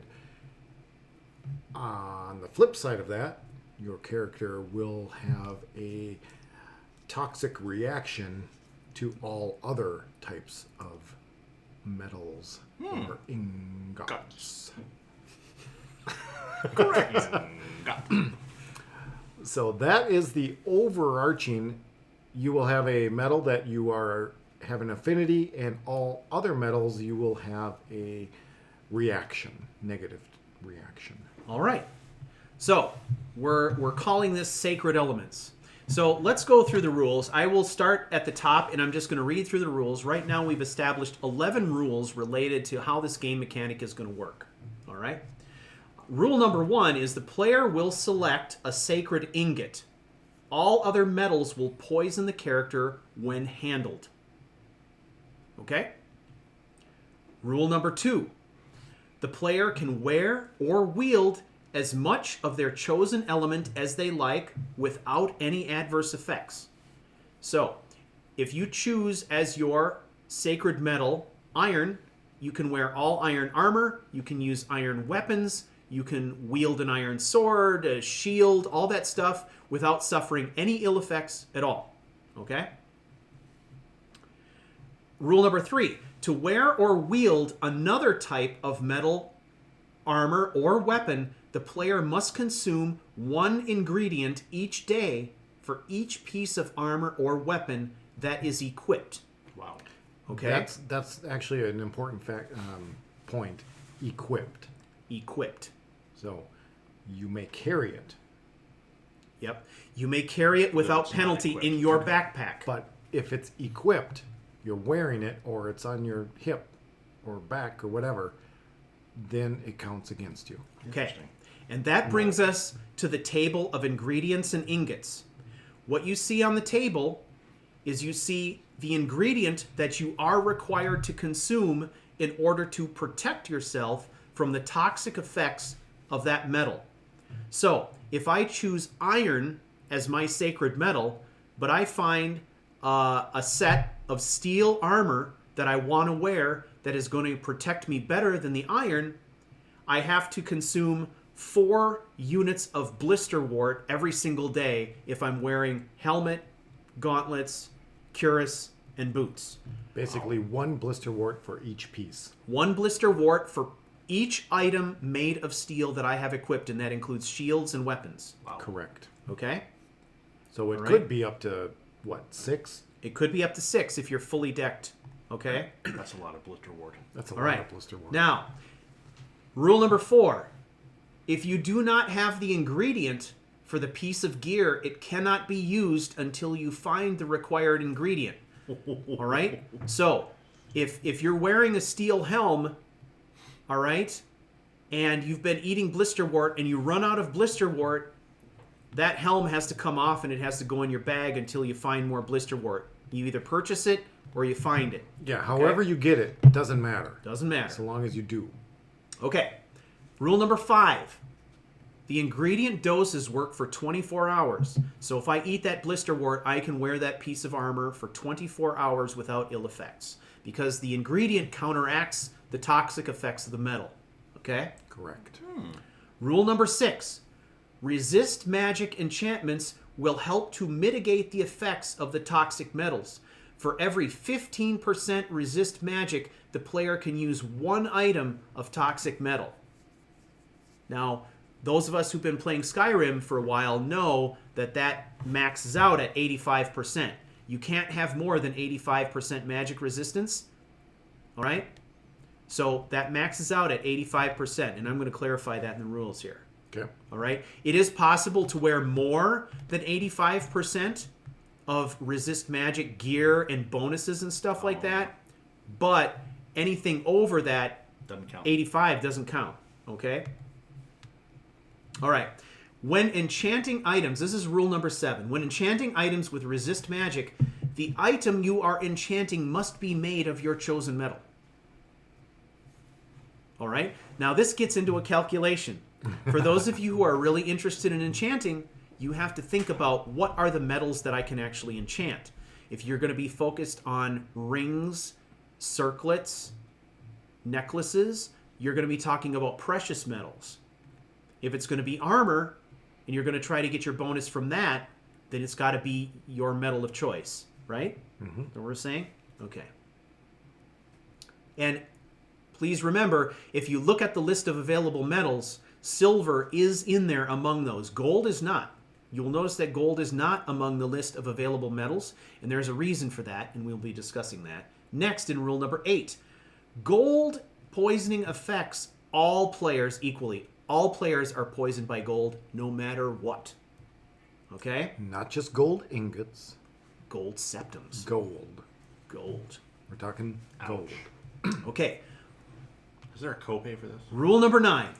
There kind of is. Players must consume 1 snowberry for every 50 septums they spend, with a minimum of 1 snowberry per transaction. So, if you are going, you can carry septums, but as soon as you go to spend those septums, you're handling them and you're potentially poisoned. So, for every 50 septum that you spend, you have to consume 1 snowberry in order to counteract those effects. So when you're going into a transaction with a merchant and you're going to spend $200 to buy a gold necklace or an enchanted necklace or something like that, you're going to have to eat 4 snowberries as you handle those 200 gold pieces. You want a room for the night? That's at least 1 snowberry. So you have That's to right. have snowberries too. You have to have snowberries to spend gold. So don't go buy like the Staff of Magnus for 1,700 septums. Unless you Right. really have a lot of snowberries. Right. Rule number 10. Players may collect items of toxic metal, but must consume the required ingredient when discarding, selling, or disenchanting the item. Okay? So, if you collect an item that is toxic to you, when you collect it and put it in your bag, that's fine. We're not gonna bust you for that. But eventually, you're gonna discard it or you're gonna sell it.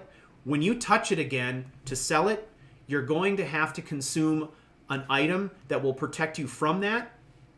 Okay? Wow. And you're also going to have to consume some snowberries for the transaction for the gold you're getting back. Okay? We're asking you to do a little record keeping this season. Okay? I guess that's your homework.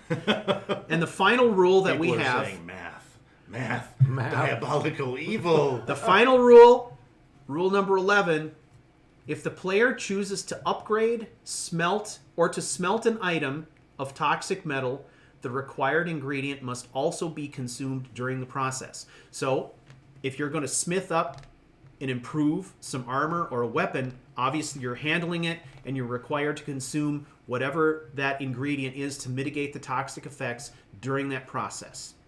Okay? So, those are the rules as we've got them laid out. Now, we are happy to answer questions about this. If you take a look at the chart, you will see definitely which ingredients are associated with which metals.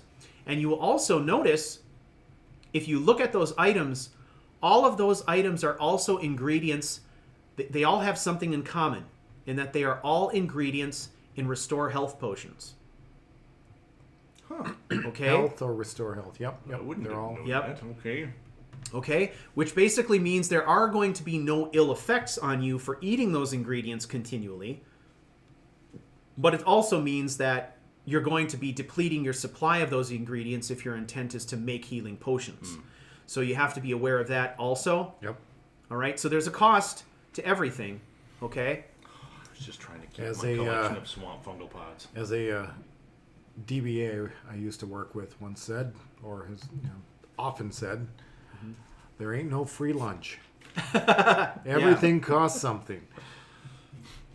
All right. Like having to eat snowberries every time you need to spend money. So now, unofficially, I think we've dubbed this season also as Good Luck Snowberry. Yeah. Yeah, we've been calling it Good Luck Snowberry. Actually, that's another excellent T-shirt. I know, right? that is a good one.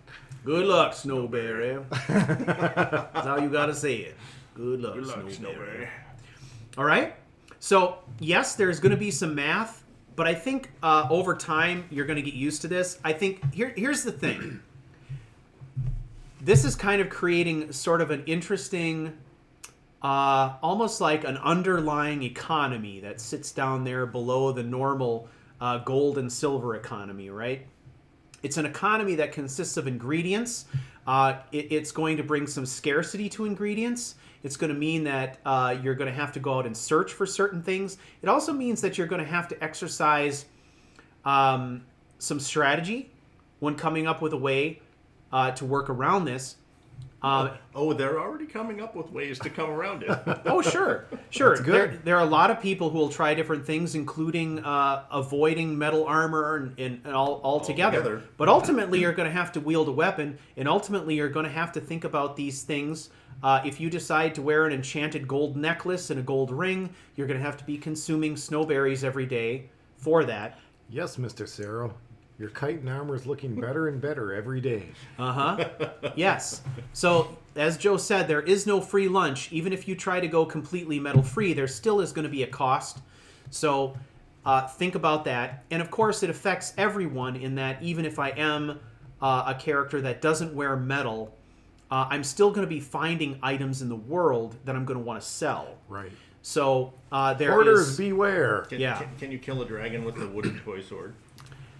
You could certainly try. It would take a very, very long time. Like skinning a mammoth. You can also try to shoot them down with stone arrows. Oh, Yes. And it would be certainly very difficult, but or Reekling spears. or Reekling spears. Yep. So, yes, I mean, there are ways to get around the elemental issue, but you are It's going to sacrificing a become lot. incredibly difficult to do. But as you said earlier, Stu, that at some point you're going to need to make some coin because you're going to need to buy things, Exactly. even if it's just a room. Now, if you got the campfire mod, you can make your own camp. Great. Yep. But you still need to make that tent. I don't think it's going to last very long for people who just want to stay with hide and leather and wood and stone. I mean, if you can do it, awesome. And that's the kind of thing that we want to hear about and talk about. Yep. So, question has come up: how to account for leather, hide, fur? It's not metal, so it's not toxic. You can wear as much hide, leather, fur armor as you want to. Okay. So, if you want to, You could come into this at first level saying, I'm going to wear all leather armor and I'm going to make my sacred metal steel, and you could get a steel sword. Okay? Sure. And you'd be good to go. The problem is, eventually you're going to get to 10th level, 12th level, and everybody you're encountering is going to be using Dwemer and Orichalcum weapons, and you are going to be severely outmatched. So you need to figure Just out a from a way gear point of to get view. around that, right? You need to figure out a way to deal with that. And that might be at the point where you have an enormous horde of snowberries, and you're okay with that at that point. But Yeah. Joe and I are fairly confident that we've created a system here by which you can make strategy, you can play into it, you can game the system for a while, but you can't game the system forever. Yep. And remember that the reason that we're doing this is because I think it's kind of a fascinating story element. We're interested to see what you Right. do with it in terms of story. Well, yeah. As story goes, I would love to read in Discord. What are some of the reasons why you have this affinity towards this chosen metal? I mean, I think that's a really interesting part of, and it's more of a background part of this season, but I think it's an interesting part of it nonetheless. I'm Yes. just thinking about what the max carry weight for Eyes of Sabercat might be. Like, Guys, right? if you've got questions, make sure you preface your question with "question" in all caps, That so way that we can don't, see we them. don't skip over them. Yeah. Jared Scotland has a question. Does getting hit by a toxic metal hurt any more than just a normal sword blow? I think we've decided that it doesn't. Getting hit by a sword just hurts because it's a sword. If you decide to pick up that sword and carry it with you later, you're That going to would be have to different. consume something in order to be able to do that. Right. I mean, there's certain restrictions just based on the game itself that are Yes. nearly impossible to enforce. Right. I mean, enforcing more damage because you get hit Yeah, with that's too much. an orc sword. Just there's no way to really Yes. enforce that. So We can't enforce that. Nathan's asking the same type of question. With the Ordinator, do you have to account for things like bear traps and tripwires? I don't know that there's a way that you could know what kind of a metal that No. was necessarily. No, we're not talking No. about when the weapons do damage. Okay? it's Now- only really handling and distributing, Right. dropping, etc. And to keep this manageable, we are focused on weapons, armor, and jewelry, which includes rings, necklaces, and circlets. If you have an Ordinator perk that allows you to carry and deploy bear traps, we're not getting into that. We're not counting that. So you get a pass on that We're one. not going to go quite that granular. Right, that's too granular and it's too hard to manage. Okay, we don't want you constantly going through your inventory trying to guess what shit's made out of. So okay, weapons and apparel, not So- other accoutrements. weapons, armor, apparel, jewelry. That's Yep. what you got to worry about. Yep. Okay. All right. Question: looting a toxic item means eating an ingredient. No, we're actually No. giving you a pass on picking it up and putting it in your bag, but we're going to tax you. We're going to give you your poison tax when you sell it. Correct. Okay? We're going to give you your poison tax when you use drop it. So you can pick it up all you want to, but it's when you discard it, sell it, Or otherwise, smelt somehow it. get rid of it. Yeah. when you get rid of it, or use it, that's when you pay the tax. And remember, it is one ingredient for 24 hours of use. Okay? Great. That was a really, really good Be question. an advantage Thanks. in going to sell Wind. stuff rather than just dropping it. Right. Yep. So we've got some passes and we are here. We think this is manageable, right? I mean, the highest number of items that you could have on yourself at any given time would be a weapon.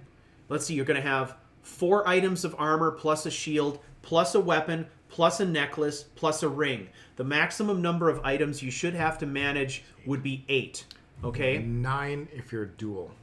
9 if you're dual wielding. Yep, Joe's got a good point there. If you choose to use a circlet, that takes the place of a helmet. Yes. All right? So the maximum if you're a dual wielder would be 9 items that you have to Otherwise- manage. Normally it would be 8. I don't think Yep. too many people dual wield, but Well, actually, to no. 9. Actually, that's not right. no. It would be 8 and 8. right? Because you're dropping the sword and picking up the weapon. You're dropping the shield and picking up the weapon. Oh, correct. Right. Correct. So the maximum you should be managing 8. is 8, and that to me that seems really doable. And if you Okay. feel that you can gather the ingredients necessary to mitigate the harmful effects of higher powered metals, and you want to mix and match anything that you wear or wield, have at. Okay, so Wolf Isa is asking the question, what is the ultimate penalty for gold poisoning? Like if you just don't take snowberries? That's a good question. Well, this is the honor system. So the ultimate penalty is you feel guilty about yourself. And you A must deep you must sense of express- shame. Express Deep your sense guilt of and shame, yes. publicly.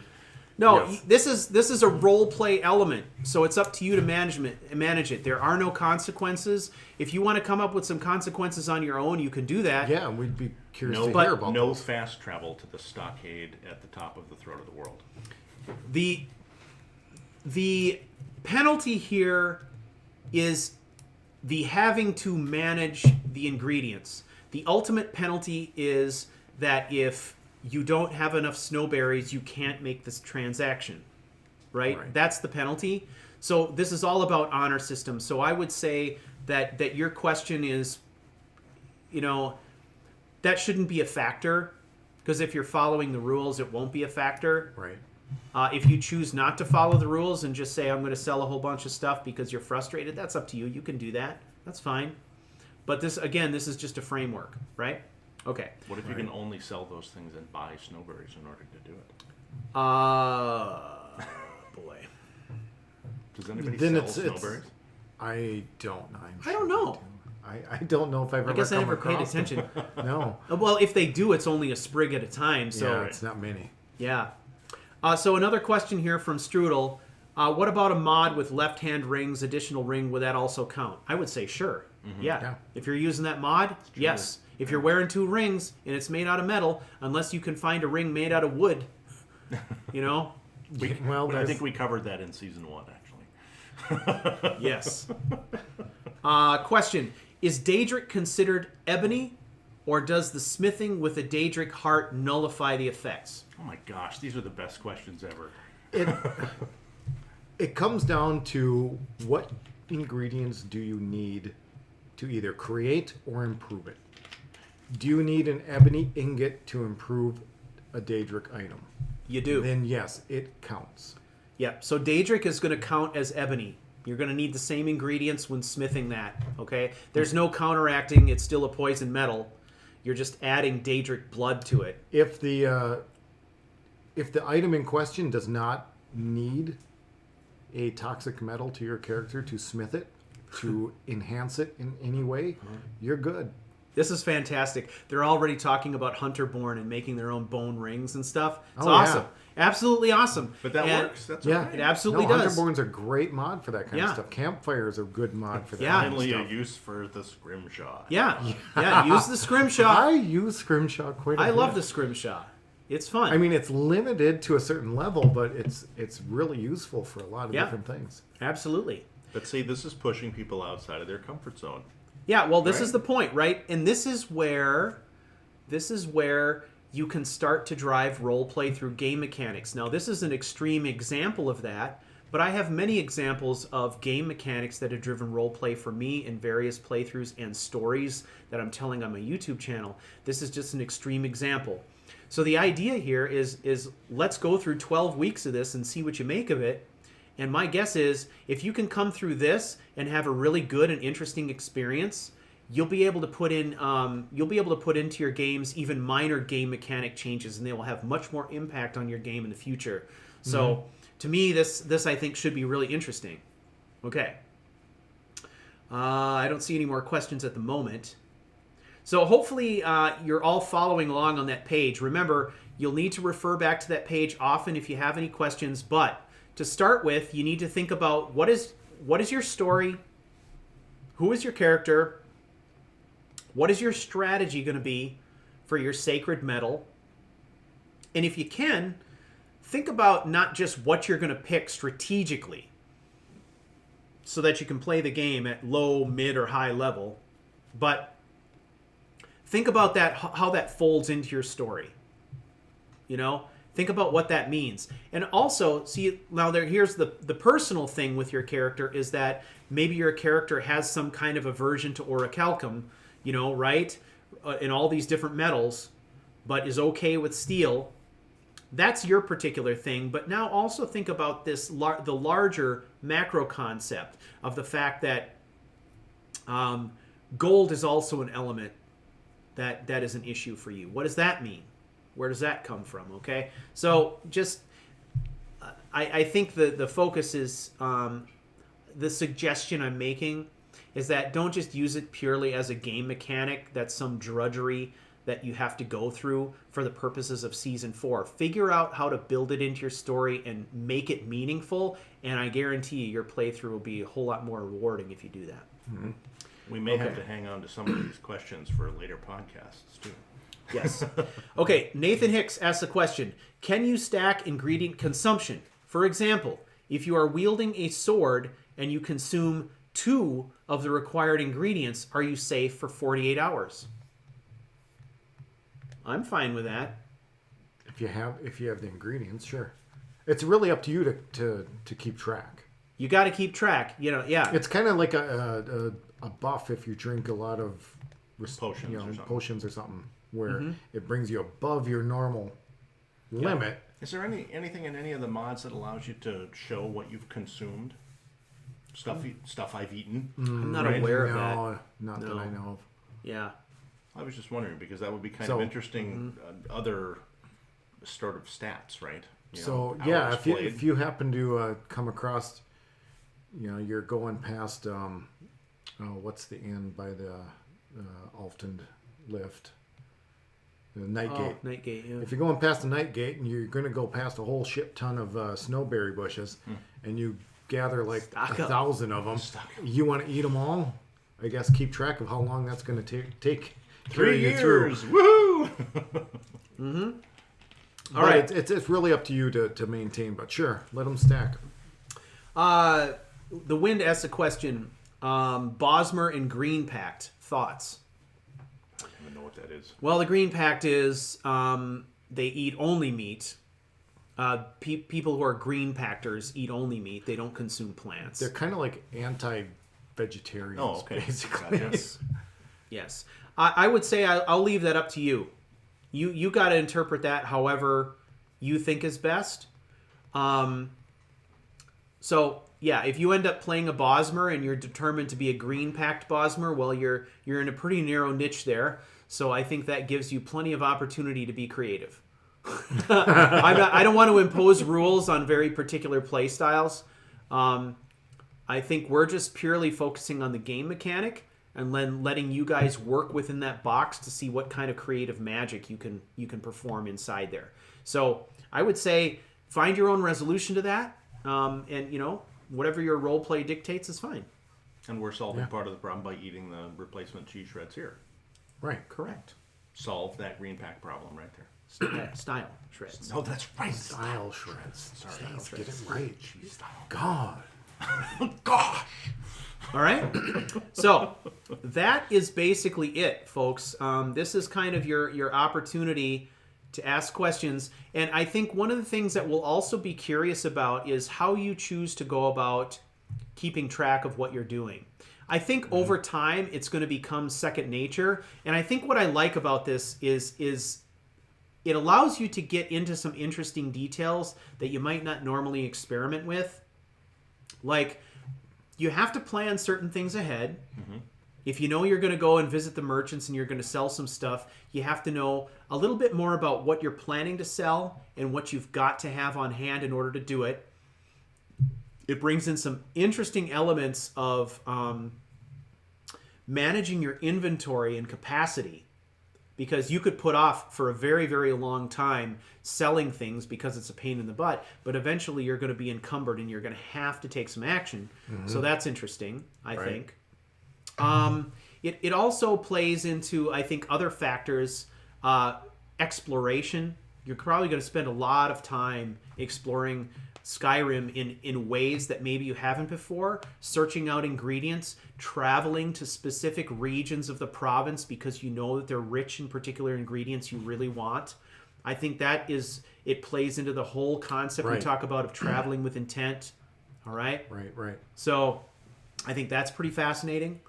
So think about it in those terms. I mean, it really should be driving role play. Is this really a discussion about budgeting? It kind of is. Sorry for all the questions. Can metal in invulnerability change through playthrough? For example, can I roleplay a Daedric Lord switching my chosen safe metal?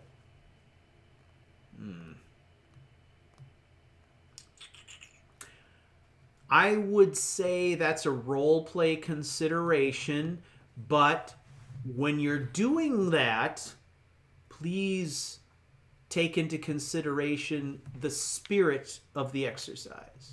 So He's trying to find a way to say yes without saying no. if you're well, I mean, if you're trotting along just using this as a rationale for you to change things whenever you feel like it, and it's not based on anything that has to do with your story that you're trying to tell, that seems frivolous. If you can do it without it being frivolous, that's fine. Here's one way that you could do that would be kind of interesting with who is it, the mad Daedric Sanguine? Sanguine. So perhaps Sanguine is somehow involved in your story. Go ahead and tally up all of those different metals, and periodically or at a given point roll randomly and switch them up. That would be one way to do it. Because Sanguine has somehow interfered with your routine. So now you got a whole Right. set of complications to deal with, because now all the stuff that you have just geared up and prepped for is now all out the window. Yeah, that's an interesting idea. So You that's could probably one take on that Daedra influence, yeah. but still keeps the spirit of it, because you aren't the one picking and choosing. Yeah, you're kind of taking it out of your own hands. Now, we're not saying that this is an official rule we're going to put in. What we're saying is this is a way that you could handle a situation like that I think would fit into the spirit of the exercise. Right. That's a good point. And you could apply that same thing to, say, Clavicus Vile, Oh, for sure. Shigarath. Oh, Sheogorath, for sure. Yeah, all the Daedra like to screw with you. That's what they're Those all ones about. in particular, but they all do. They all do. Let's face it. They all do. So if you want to add some element of surprise there, I would say we would leave that up to you. If you want to change, go ahead, but find a creative and clever way to do it that kind of fits with your story. Right. Yeah. And that's And consistent. realize that in changing it, you are swapping and you are really affecting everything, all the things that you've accomplished and prepared for up to that point. Right. And that can come into the value pair system, where something happens that changes the character. What if you develop an allergy? Okay. Another question. If you can't eat an ingredient but have to discard because of weight constraints, what kind of penalty do you employ? The penalty is that you cannot discard the item.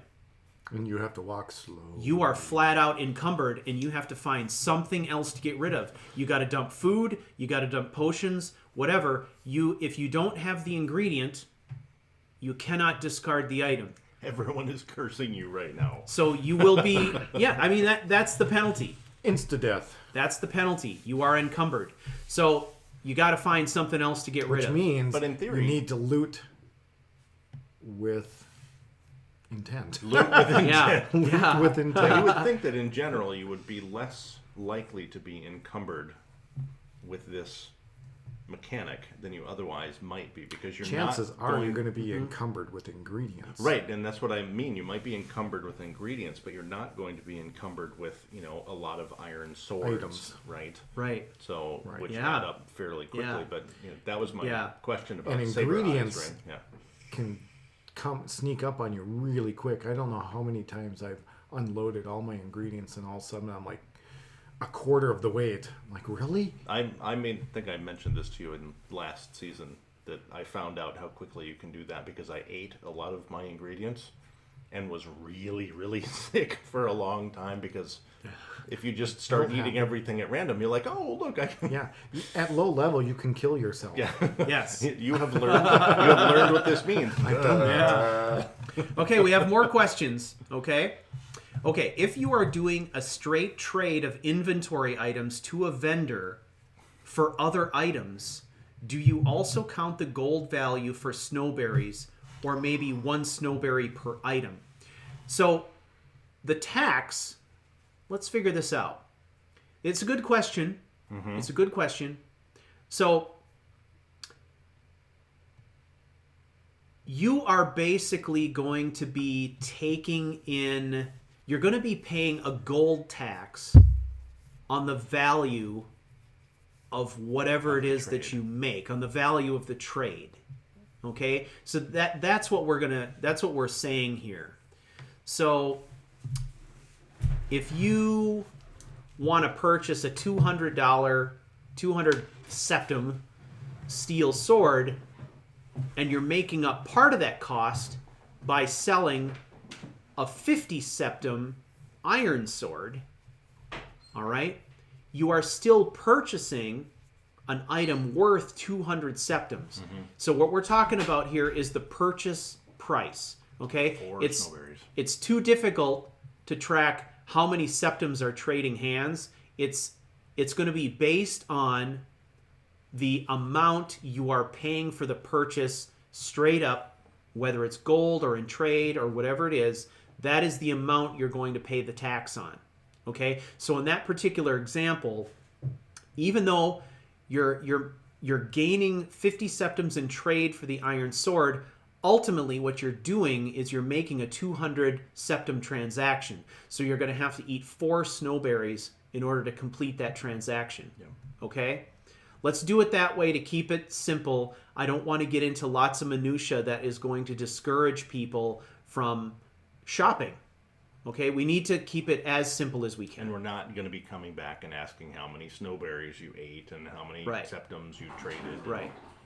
It just is a way to shake things up a bit. Right. So if you're making a purchase that is worth 1,700 septums, okay, you're going to take that 1,700, you're going to divide it by 50 and eat that number of snowberries to complete the transaction. Okay? All right. So here's a really good question. Oh, my stomach. Okay. If you give items to a follower, do you eat the ingredients? Yes. If you get rid of an item by throwing it away, selling it, destroying it through enchanting, destroying it through smelting, putting it in a chest, sticking it on a dead body, giving it to a follower, sticking it in a barrel, when it leaves your inventory, that is when you pay the tax. So you eat the ingredient. Make sense? All right. Anytime you get rid of it. When it leaves you. Yes. When it leaves you, one way or another, it's going to leave your possession. And so the idea here is that when it leaves your possession, that is how we're kind of simulating the idea that you have to handle the item. You have to pick the item up and give it to someone.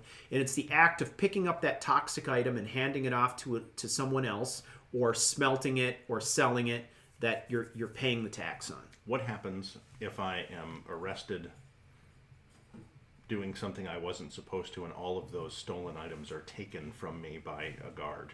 Well, there's no way to track that, because sometimes we have a shit ton. It's a really good question.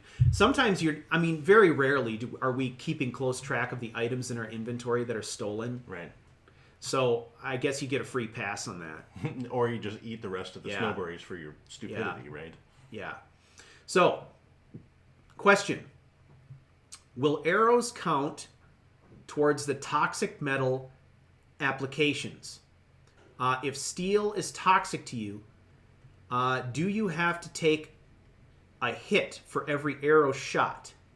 we're going to say no. This isn't going to apply to arrows. Okay? It will apply to the bow. If you're using an ebony bow, then you got to pay the ebony tax. But if you're using ebony arrows, we're not going to charge you for arrows. Okay? We're not going to charge you for arrows. And if you're using a mod that features throwing weapons, you're going to have to figure out if you want to manage that and what's fair and what's in the spirit of the exercise for yourself.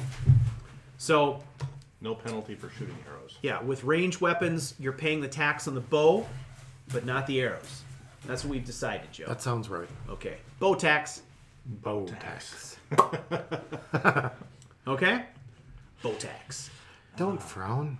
Get bow tax. That's right. Okay. Now, someone had the comment here. Wolfisa said, Season 4 Skyrim Accountant. I hope that's not what this turns into. I hope that you all don't feel like this is going to be obnoxious. I don't think it is. But... And for those of you who are waiting for Skyrim Season 4, Skyrim Accountant, the audit continues. That's okay. If you've been waiting for that, that's great. We got you covered. No, I think All it'll right. be a lot less cumbersome than it might feel like at the beginning. And I think that it will become kind of second nature, right? So it Right. really That's does what feel I mean. a bit like, Yeah. what you're carrying. There is going to be a bit of sort of brain What it- budgeting going on, but What we're hoping it does is it kind of forces you to make decisions throughout your play Yeah, about it does. some of your choices. Whether it's looting or selling or smithing, that kind of thing. Yeah. Strudel has a great question. So she's just confirming, do I have this right? Picking up gold does not require snowberries, but once you spend the item, it does. Yes, Yes. that is Okay. correct. That is what we're talking about. We don't want to double tax you on this. That's kind of a double jeopardy thing, right? It's much easier to manage When you spend the it. transaction, right? When you're spending it, because when you're spending it, you're doing that with intention, and you have the opportunity to kind of pause and think through how much you're spending and do the calculation. So we're not going to charge you when you're just out there in the world picking up gold. spending with intent. Right. We're going to assume that you have a box of Kleenexes with you, and you're okay. So yeah, so no double taxing. Pick up as much gold as you want. You just got to worry about it when you relieve yourself of that gold, whether it's through smithing or sales or whatever. Transactions. Sweet. Okay? Just have plenty of snowberries on hand when you want to buy that home in solitude. Oh my word. Holy hell. 100 snowberries. I It's know. like 10,000. That's a lot. I think it's is it 5,000? No, it is 5,000 normal. 10,000 in solitude, if I remember right. Yeah, that's 10,000 septums. Never even approached 10,000 septums. How do you get 10,000 septums? Strudel says 25K. What? Is it? I thought it was 10K. I thought so, I would too. have to console command to get Well, that kind of coin. I'm gonna defer to Strudel because I have no doubt that is correct. How many people have Well, bought that and then you home have here? to, and then you have to furnish it. It doesn't come fully furnished? What the heck? No, it doesn't. It comes cold, just completely an empty. air. Bare bone. Yeah, It's too bad you can't go loot other people's homes of their furniture. yeah, I suppose you could. I don't know. yeah, I wonder how that would look as you were walking through solitude with basically a couch. yeah. Well, what's interesting about this whole thing is it offers a bunch of interesting role play challenges, but it's a simple mechanic that will allow you to also emphasize in your playthrough the value of money in kind of an abstract way, an indirect way, right? Right. Which I think is kind of interesting to think about because most of the time, by Skyrim standards, a lot of our characters, by the time you hit level 15, are basically considered rich in this game. I mean, you can make a lot of money very quickly in this game if you want to, Unless you're Matt. unless you're Matt. 25,000 septums is a lot.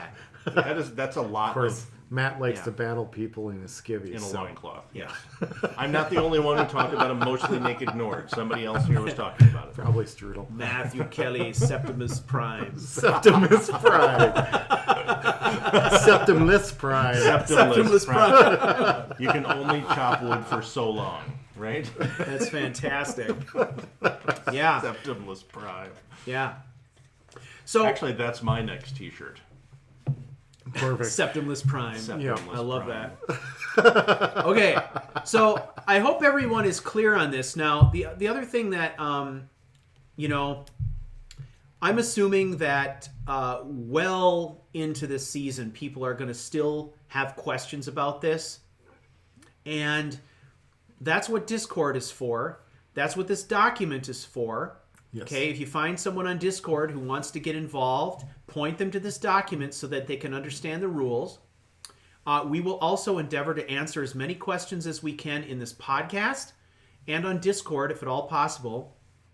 But your experiences with this process and with this play style and the ingenuity that you exercise in overcoming it or dealing with it, right, is what we're interested in.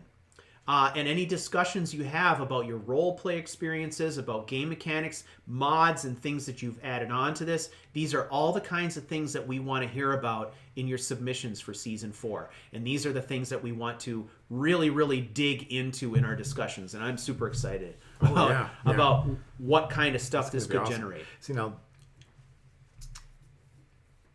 I think because I have a mod that changes some of the coin. Yeah.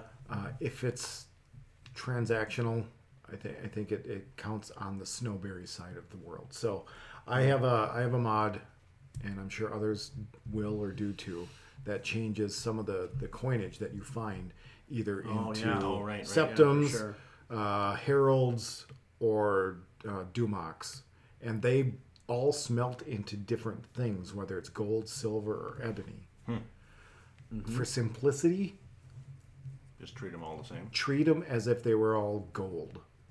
Yep. Makes so sense. If you're going to smelt all your dumox into ebony or silver, whatever they smelt into, I think it's ebony, but I don't remember exactly. Okay. Don't treat them as ebony. Just treat them as gold and pay your snowberry tax. Okay. Snowberry tax. I just love it. But one of the comments here was, what was it? 25K house, 500 snowberries. That's a lot of snowberries. It's a lot of snowberries. Man. Now, think about what we're talking about, though. With a carry here. weight of 0.1, in theory, you could carry enough snowberries to do that. You could, I suppose, right? If the only thing you carried was snowberries. Right. Now, stash of snowberries I gotta go get. Yeah, I mean, here's a great comment too. I'm going to use ebony, so it's going to take a while before I'm comfortable in the world. Yeah. Going to be very, very interesting, especially when you consider the fact that you've got to come up with a strategy ahead of time. If your ultimate goal is to use ebony at the end, and you're thinking about armor, for example, that means you have to be wearing heavy armor to get your heavy armor skill up to that point, right? Which means leather's not an option, hide's not an option, robes aren't an option. You're going to have to be wearing some kind of heavy armor along the way and paying the tax. Man. Yep. So you're going to be building up to that, right? Right. But the reward is going to be at the end. Yeah. Whereas some people may choose to have the reward at the beginning, right, and play a little bit harder later. Yeah, so, we kind of talked about this, short versus long game kind of. Yep. What? Yep. That's part of what I think is going to be a lot of fun to see what transpires this season. Yep. Where's the first place that you encounter the ebony blade? The ebony blade? I think there is a level requirement before you can start getting access to that side quest, but I don't remember what it is. Yeah, I was wondering how long that would be before they got comfortable in the world if ebony wasn't going to be something you could reach until you were at level 15 or something. So. Yeah, I don't remember. Yeah. But I mean, if you ever have a question about something too, this is what I will say, is that if you've got a piece of gear and you're trying to figure out what the requirement is for it, if you go to a smithing station, either a grinding wheel or a workbench, and just see what is required to play with it, I think that is what you could base your tax on. And just checking to see what the element is you're dealing with isn't going to cost you anything. It's not until you actually upgrade the item or put the item on that you have to start worrying about that. Right. So feel free to use the smithing stations to check out what things are made of so that you know what you're dealing with. Right. Because it's not always obvious sometimes. No, it really isn't. Yeah. Because I mean, there are going to be, even with leather, I think, like, so if you get into like studded leather, you might need steel. Right. Okay, so Nathan has another great question. He says, is it our prerogative to decide what material unique weapons and jewelry are made out of, i.e. keening, amulet of articulation, etc.? Oh, some of the unique items. Yep. I would say, Sure. yeah. Yeah. Yeah, you decide. You decide. What makes sense to you? If it is an item you can upgrade, like armor or a weapon, you could go to a smithing station and check it out. But if it's a piece of jewelry, like the amulet of articulation, just look at it, make a decision for yourself, and decide. It's a, Crown of Baron Zaya. Has anyone ever completed that? I haven't. But, I mean, I've been playing this. You guys know how much I play this game. I still haven't collected all the masks. So. Oh, that's a good point. What's wrong with you? I mean, come on. Yeah. I did that like in my first game. So, yeah. Question. What are The way that amulets? you read that, I keep thinking of The Office. What are amulets of the gods made of? I don't know. They're made of God. They're made of God. I Chunks don't know. of God. I guess that would probably fit within the realms of the last one, and that is, You can determine it as part what of your... makes sense to you. What do you need it or want it to be made of? But are they all Yeah. going to be made of the same thing, is the question? I don't think they have to be. they don't have to be. I think, I mean, if I wouldn't begrudge a person if they said, I'm going to have an amulet of Talos, and I'm going to say that it's made out of bone. Sure. I'm fine with that. Yeah. I don't. It doesn't bother me at the least bit. Now, because you're going to pay the tax in other ways, Right. So Yeah. I mean, even a mage has to concern themselves about this because they're going to wear gold, they're going to wear silver, they're going to buy and sell things, right? Right. I think the other thing we need to consider too is staves. Or what are staves made of? They qualify as a weapon. But nearly all of them show some sort of banding or something on it, right? Yeah, a I get- cradle at the top, that kind It of comes thing. down to, well, like magic staves. Yeah. Like the Staff of Magnus. Right. I Yeah. mean, Sorry, I'll keep If saying it 'cause you're- I watched your playthrough the other if day. you're building a staff, there's requirements for making staves. If you have the Yeah. right DLCs. Yeah. So those are kind of self-evident, in my opinion. For the specialty staves or magical staves, I don't know. Yeah.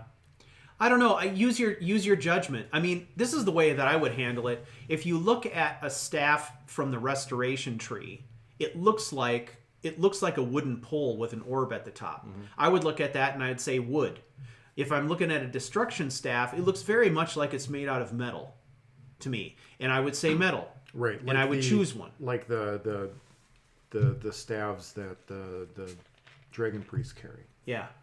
They have a very metallic look to them, most of Yeah. them. They look like they're made out of brass or bronze or Right, gold or right. something, right? So that would, to me, Yeah. say Dwemer.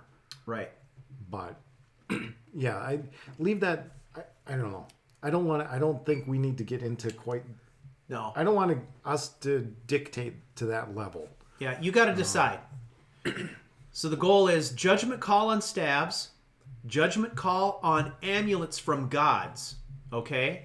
But anything that has to do, like a necklace that you would buy, a circlet that you would buy, a ring that you would buy, if it says, golden ruby necklace, that kind of thing, Silver or amulet, or necklace of major wielding, right. that kind of thing. You look at that and it looks like the round gold necklace with the gems in it and on a gold chain. It is metal. Okay, so that's kind of where you should draw the line. One question was if it's some of those items that like hang off a backpack and stuff. I would say woodcutter's axe. I wouldn't charge you for that. It's a wood handle, right? Right. Torches look like they're banded in iron, but they're wood. Wouldn't charge you anything for that. Okay, so Right. you just have to make a judgment call, and you get to decide what's in the spirit of the game and what's not, and how you want to interpret this. And so I can't emphasize enough that this isn't something that you should be stressed about. This should be something that you use as an opportunity to enhance your game, so you are empowered to make the decisions. Right. You are empowered to decide how this affects your game. So that's what you do. It's a tool. It's a tool. All right? So, just like me. Yes. I'm a tool. Joe knows that. Oh, I've always Matt's known. learning. I'm a slow learner. All right? So the vast majority of things are going to be pretty obvious, because if you go to any crafting station, it's going to give you a list of things that you need. Yep.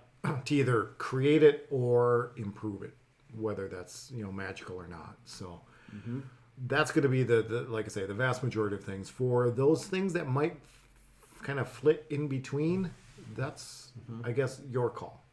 Right. And yes, as I saw earlier, I didn't miss this. If somehow you are able to get out there in Nexus and find an EpiPen mod, have at it. I haven't seen one yet. But if you're resourceful enough if you create one, share it with everyone else. Right. Yeah. That's cool. Could have used that for Golden Glow. Yeah. Yeah, metal poison extractor. Whatever you want to do. But yeah, I mean, this is an exercise for you to have fun and interpret how you like, okay? So we are not ogres sitting here dictating things. We took the time to sit down and come up with something that we thought would be fun and easy for you to follow. It's up to you to figure out how you want to implement it, and we would love to hear about it in future episodes. Yeah, and again, counting on it, actually. Send us your Yeah. send us your questions, your struggles, your triumphs. Yes. All that good stuff that we can present to everyone. Yes, and if we don't get any submissions, guarantee you we'll still do a live stream, but I'm just going to play a recurring, looping track of crickets. And we're going to sit over here and drink beer and talk. What's the most annoying sound in the world, right? Yeah. So, just for those of you who are in our listening-only audience, I just want to reiterate where you can find these things. You can go to www.charactercrusade.com, and you will find all the Season 4 information you need there right on the homepage. Okay? Right at the top of the homepage, you'll find all the resources that you need for every episode of Season 4, as well as the Sacred Metal Guide. Okay? If you scroll down just a little bit further, or go to events.charactercrusade.com, you will see all the dates lined up for all of Season 4. So if you have any questions at all about when we're going to be live streaming again, you can just go to events.charactercrusade.com or go straight to the homepage. You'll find all that information laid out there.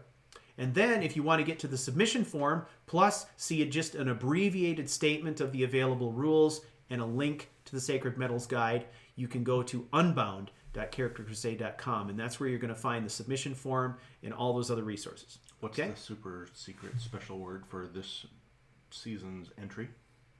The super secret word for our sponsors?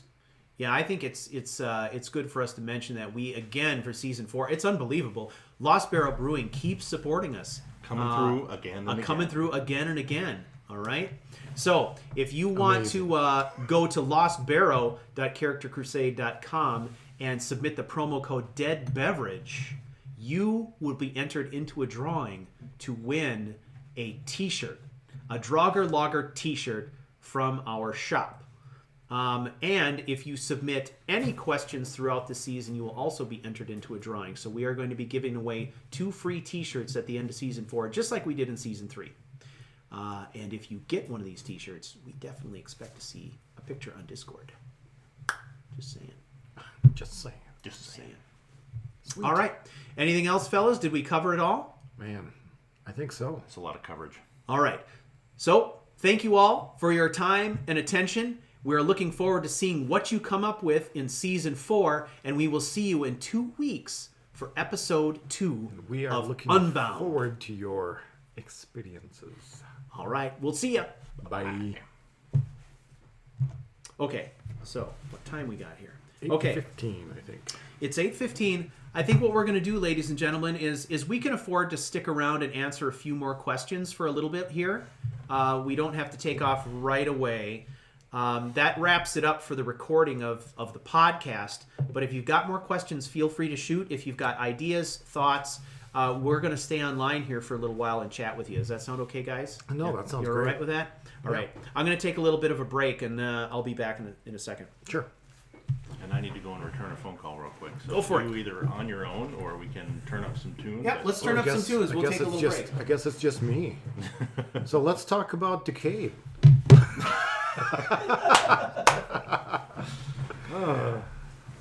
We can talk about that stuff too. Yeah, whatever. It's just kind of an open mic point at this stage of the night. So got a few Want some minutes. music or not? Are you going to talk?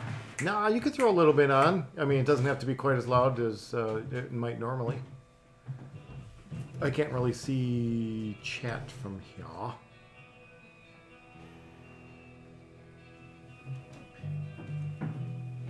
So Strudel says yes, she's all for it. There we go. Well, let's see. What do I want to talk about? Decade. Decade started in a really interesting place insofar as timing. It is. There's a bit of background that we don't know about our character Pelinar quite yet, and the idea is that we are going to learn about his history throughout the series through probably like little flashback sequences. So I have a whole different save game where Pelinar is actually not vampiric and is in his home of the Somerset Isles. So every now and again we might flash back to that depending on kind of what occurs and his mood and all that good stuff. So we're picking him up after he's become vampiric, and he's just starting to discover his vampiric abilities and cravings and hungers and all that good stuff. So I don't know. What do you want to know? What do you want to know? No, I am not using Sacrosanct. I did start using. I did start out with Sacrosanct, but there are parts of Better Vampires that I liked better. And really, Sacrosanct, even though there is a patch between Sacrosanct and Better Vampires, the patch really just it guts Sacrosanct to the point where it's really not effective. So if you're going to, in my opinion, choose a vampire mod, you either go with Sacrosanct or without. I mean, Better Vampires or Sacrosanct, one or the other. But doing both, even with the patch, it's not quite there. So I ended up going with Better Vampires because I wanted the ability to feed on corpses. That was my primary driver because I wanted that kind of visceral feel to it of this guy who's just, being introduced to this infection and how it's going to manifest on him, and starting out at low level, trying to feed on living NPCs is really, really difficult. So I wanted that ability to start out with corpses and feeding on corpses. So that's kind of where he's at, to kind of strengthen himself and really coalesce that vampiric feel and infection. Are the real arches full of ice? Okay. So we can take a look.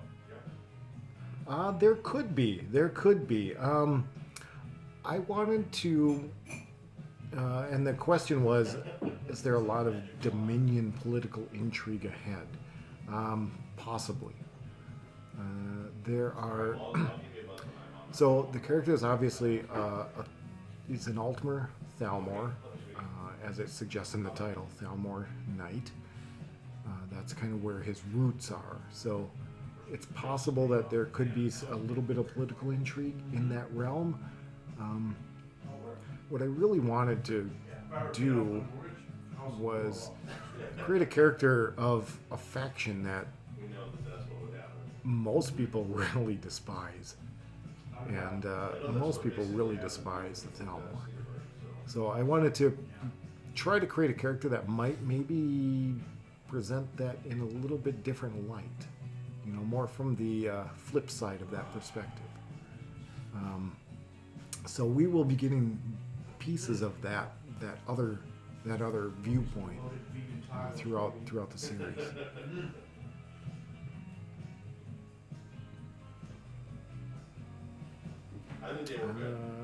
Yeah, cool. Interested because my S4 character was also a former Thalmor.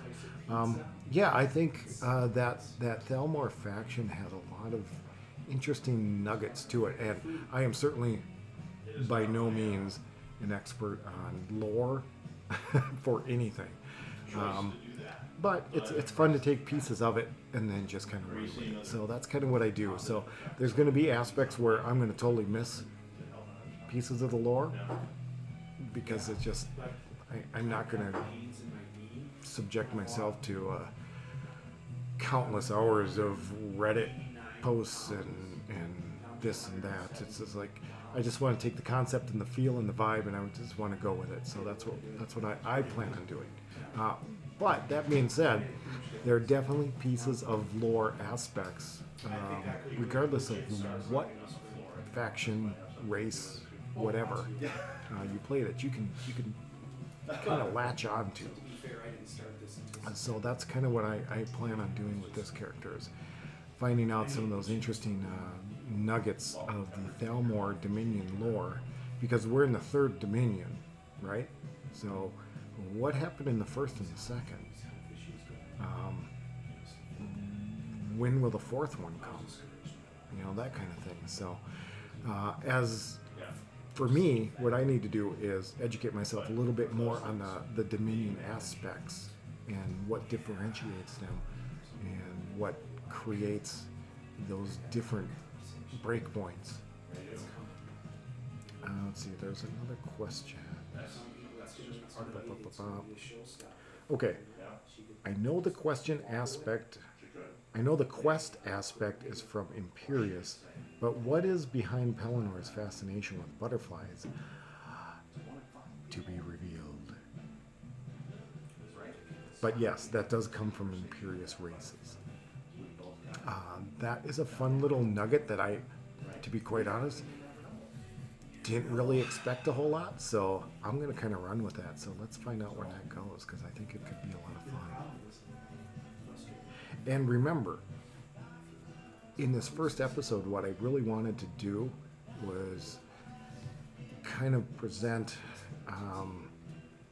this character on the tipping point. He's just been infected with vampirism. How's that going to affect his mind? So he's kind of floating in between reality and insanity a little bit at this point. So until something happens, and talk about value pairs, when is he going to become grounded again? And that's going to be kind of the driving point of the first few episodes, is finding that ground to bring him back down into reality. Whether that's a good reality or a bad reality, we don't know. But right now, he's like, he's kind of out of it. He's floating, like I say, in between reality and fantasy, and this virus, this infection that he's just been exposed to is a big part of that. So he's hearing voices, or is he? Is he hearing voices, or is he being led? There's a lot of that kind of stuff going on in this first episode, and I'll be carrying that forward, so we can kind of learn a little bit more about what's his mental state like, and what's really going on. Because what you find out is that you have an ulcerative allergy to cheese or something. So that's kind of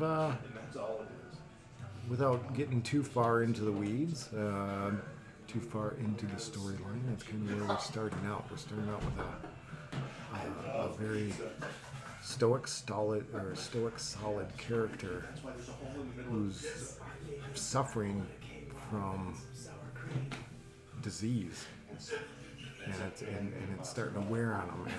And I know there's going to be a question of what was up with the beginning and him being imprisoned and being flogged and that kind of stuff. That'll all come out. There is some backstory for that. So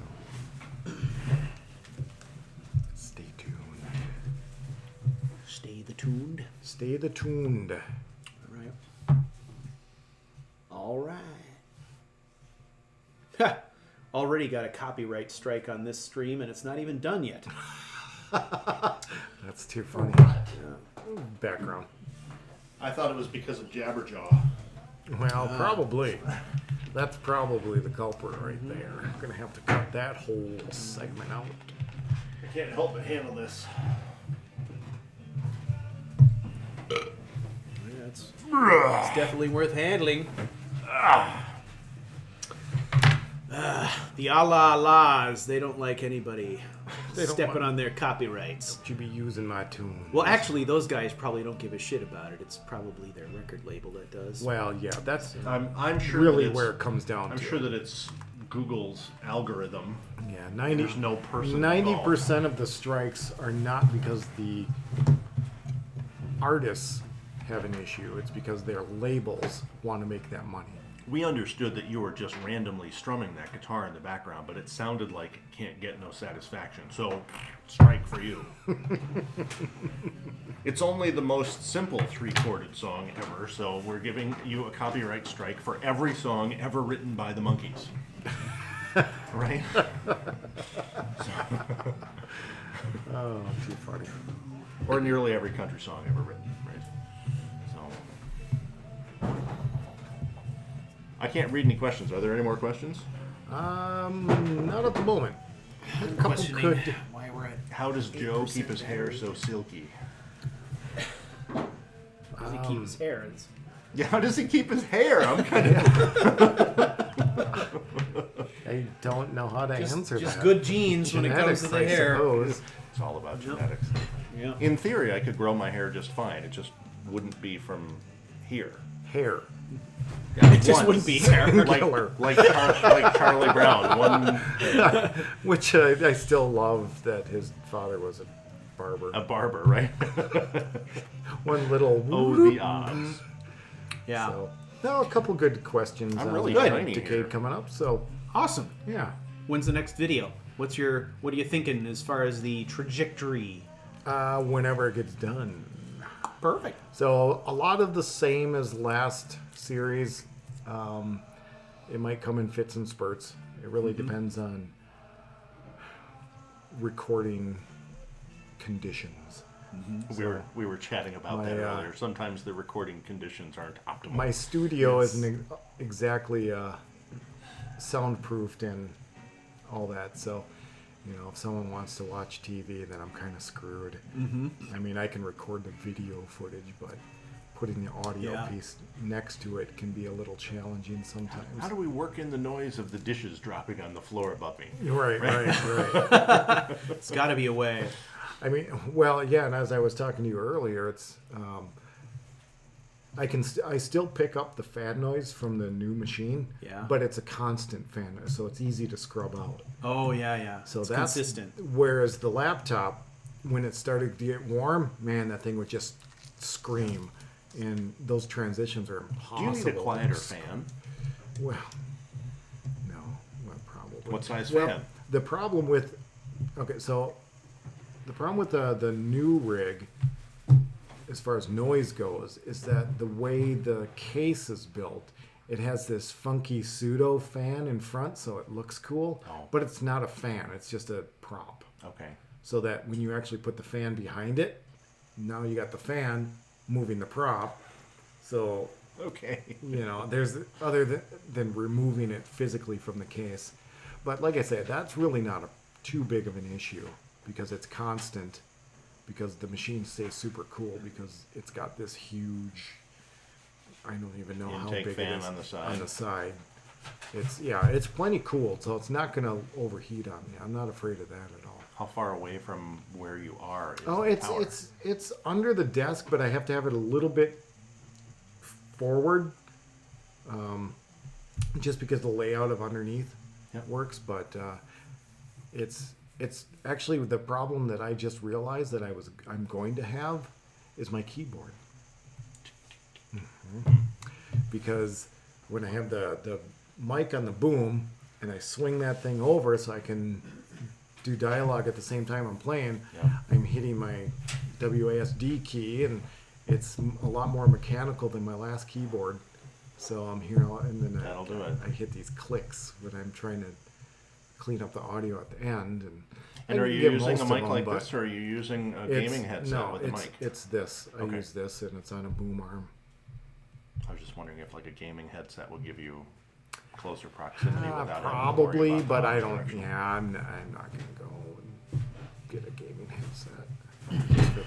I've I already can only got- imagine that whatever keyboard you're using is less noisy than the Red Dick. A little bit.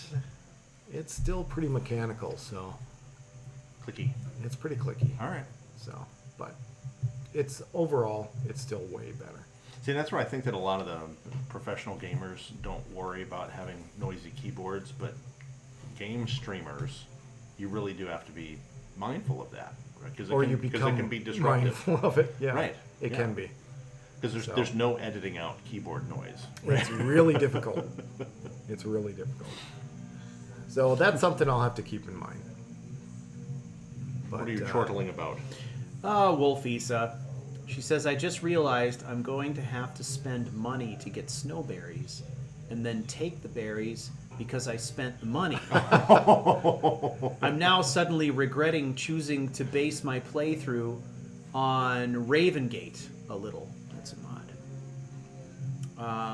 I'll make it work, but my lord, it's going to be difficult. Just got to go out and harvest a crap ton of snowberries. You know? And then store them somewhere. Yeah. somewhere cool. Yeah, preferably, so they like don't Joe go was bad. saying, get up there by the night gate, walk that trail between the night gate, between what is it, Fort Karstag and Windhelm. You walk that little area there, you'll get a ton of snowberries. Mm-hmm. Spam harvesting. You know, Yep. but You won't be walking past them bushes anymore. I haven't got time. Yes, I do. But it's the middle of the night. When Okay, I'm I'll over get the- encumbered. I get Yeah. rid of this cool weapon. Where do I keep? I get Yeah. rid of the weapon. now here's the thing: I am absolutely shocked that nobody asked how much credit they get for eating a snowberry crostata. Because those are in the Make a game. Snowberry crostata. Those are in the game. Yeah, it's basically like a little pie made with snowberries. It's probably on the page. I sent a link to the FanWiki Snowberries page. I'll bet it's on there, right? Probably. I don't know, but if you're using any of the mods like I'm using I Need and stuff like that, there's a snowberry crostata in there for sure. And my guess is that that'll count more than just a single sprig. But you'll have to decide how many you want the crostata to count for example. Well, how many go into the crostata if you're making a crostata? I have no idea. I've Imagine a never few. tried to make one. You gotta have some flour and you gotta have a snowberry as ingredient, but I don't know what else goes into it. Super potent snowberry Yeah. bomb. Okay, so Strudel asks the question, how much credit do you get for eating a snowberry crostata? Well, who's better qualified to answer that than a Strudel? So, Oh, there you go. I think that's the ultimate answer. That's right. Fan answer. That's Yeah. right. Yeah. Totally step Okay, right yeah. into that Snowberry crostatas from Hearthfire. Okay. So if you got any questions about crostatas and snowberry crostatas, Yeah. I would relinquish any and all answers to Strudel. Yep. one. I totally think that Any- Arnold needs to say crostata. Any in-game questions you have about pastries have to be directed to to Strudel. Strudel. Sorry. Okay, yeah. Wolfisa says it requires 2 snowberries to make it. So if that's the case, then you could double up. And we already said that you can double up. You eat one snowberry crostata, and you can make a $100 transaction, a 100 septum transaction with one crostata. There you go. You are going to be so full, though. But it's delicious. It's delicious. Covers snowberry and wheat. Very clever. Yeah. it would Very have to. clever. Yeah. Use cooking. You got wheat there. Now you're good for iron and you're good for gold in one consumption. That is A fucking delicious fascinating. pastry. You know what? How can you game this to work really well with wheat and snowberries? Like, how many snowberry Well, crostatas can you carry? With hearth fires, you can bake a lot of things. So there's not only a reason for Can you have a scrimshaw, now there's a reason to cook. Can you have Yeah. a follower run a bakery for you while you're out around Skyrim? Well, that brings up an suppose. interesting point for Wolfisa, is if she had a follower, could they go collect snowberries for her? Why the fuck not? Why not? I mean, that might be Yeah. be something you'll have to figure out in game, because I don't know if there's a specific mechanic you can make it do it, but Yeah. And yes, if you want to role play being obese from eating crostatas and having that affect your playthrough, you may do so. there might be mods for Do you, that. do you need to Yes. re-smith armor if you grow to be obese? You should, right? Now, no! I'm sure that this armor shrank when I washed brings a new meaning to epic. You're gonna have little like Expansion accordion rings. things on the side. Oh, my armor's legendary, thank God. But so is my girth. Okay, so here's another consideration. What if you kept track of the ingredients that you had, and let's say you're making all of your own healing potions. If you know that you can make a healing potion by mixing blister wart and by mixing wheat, could you then consider the consumption of that potion that you have made with those ingredients to be a hit for both of those items? I think you could. I would say yes. But it would require you to track that, keep track of which ones you're making versus which ones you're finding or purchasing. There has to be a difference. Journaling. You're going to have to keep track of that. But if you would choose to do that and use alchemy in that way for potions and for foods, I really, really love the idea of how this could get people into creativity with foods, because I think that is one area that's really underutilized in the game. Skyrim. Yeah. The Great Skyrim Bake Off is what this is going to become. Yeah. It's going to be great. That's right. Oh no! What are you fucking doing? Oh, you're into kind of the Ramsey version. Ramsey version. I was thinking like the Great British Bake Off. Yeah, They're that's very much nice to more each polite. other, That's very much, polite. much more nice. Yeah. That's actually a riot to watch. Don't use an orichalcum spatula, though, to flip those. Ooh. Those Yeah, that could be an pancakes. issue unless it's your chosen Yeah, unless it's your chosen. Yeah, make all your own spatulas. ebony spatula. Damn, this is expensive spatula. But it's non-stick. And it's safe for all the pans. I get only the best cutlery and implements. No glass spatulas for you. Question, a serious one. What about hearthfire houses where you have to use a crap ton of iron? Could there be a pass for that, or no? I'm thinking Hearthfire houses are. I'm thinking you can't have a pass for that. I'm thinking you can't have a pass for that either. If you're out there making nails and iron fittings and hinges and all that stuff, it's still going to be transactional. You still need ingots to do it. So either hearthfire houses are out, or you have to strategically pick a metal like iron that is going to make it more likely that you'll be able to build a hearthfire house and not suffer a terrible snowberries penalty. around what will be your hearthfire house. Absolutely, that would be very smart. That would be very smart. Grow an entire, what is it, grove of shrubbery? Shrubbery? Oh, shrubbery. Now the other possibility, and this is a really interesting idea, Matt, that now that I think about it, right? you could actually go out and purchase the plot for all three of those houses, and don't actually build a house, but use the plots to do the gardening and grow the things you want, because you can build the garden without building the house, and you can use all those garden plots to grow your own ingredients. That's a really good point. which would be amazingly fun too to travel around like every so often, gathering up Only your in harvest. Skyrim can you grow your own. Yeah. Yep. And if I recall correctly, Dark Fox's Riverside Shack has a small plot of land that you can Does. plant next Yep. to it. Many of the player homes do. Yeah. So yeah, grow your own stuff whenever you can. For Sure. sure. And then have your followers harvest it for you. How often do snowberries reappear? Yeah, this is another point here too. That you can also, when you build your house, you can build the alchemy room, which allows you to plant things inside the greenhouse as well. Yeah. So primarily alchemy ingredients. alchemy So, yeah. ingredients that you can grow on your own. You could stock every pot in that place with Mushrooms. with mushrooms if that's what you need, or snowberries if you're gonna get Can you all. actually plant snowberries? You can. Can you? Okay. You sure I've can. never done any of that. I've never gotten into growing stuff. Oh, I love that. I've never figured out. Honestly, I've never figured out how to do it. Yeah. Oh. It just has never Me been neither. a thing that I've tried to do. Mine's usually just harvesting on the cheap. My favorite If I is find it growing in the wild. the Winstead house because you can Sharon build a root. fishery. You can Oh, yeah, do the yeah. fishery, Yeah. and I stocked my fishery with river betty, so I could make nasty potions. Yeah, so I because had those are raising extremely poisonous. river betty Yeah, fish yeah. in there. Did someone say gerund root? Gerund root. I was going to say, because a gerund root would be like a grammar potion, right? I don't know. Would it? Yeah. So these are all really interesting, fascinating ideas. But this is why we're doing this.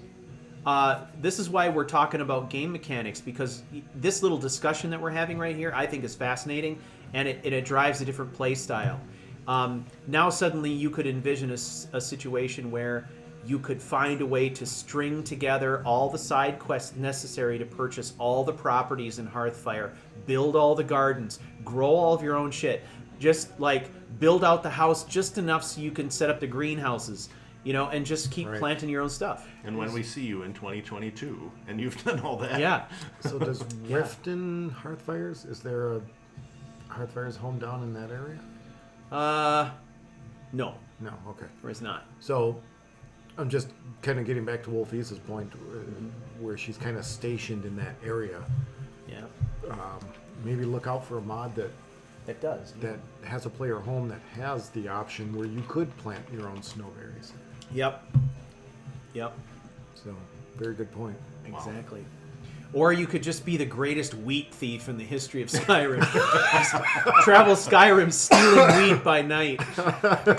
Everybody just cutting down all the farmers' wheat chiefs at Rorikstad, just stripped bare. Oh, son of a bitch. Yeah. They were White here Run last stripped night, I know bare. it. Yeah. Wheat thief. There's been problems with people stealing hops. Oh, yeah?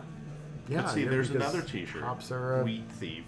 Yeah. are kept a high market value because of all the craft brewers. Yep. And then those Sam Adams people are busy crushing them on TV. Well, that's because otherwise, how do you know what they smell like? I know, Yeah, right? they They, got they it could have been. crushed. They could have been crushing dried asparagus for all we know. That's right. Yeah. Okay. Good questions. How many people are on right now, by the way? 16. So 16 almost stuck with us. almost half of the people who were here for the first part aren't getting the cool, juicy questions and answers. Yeah. Well, yeah. Let's see. The Wind says Honeyside has a garden area.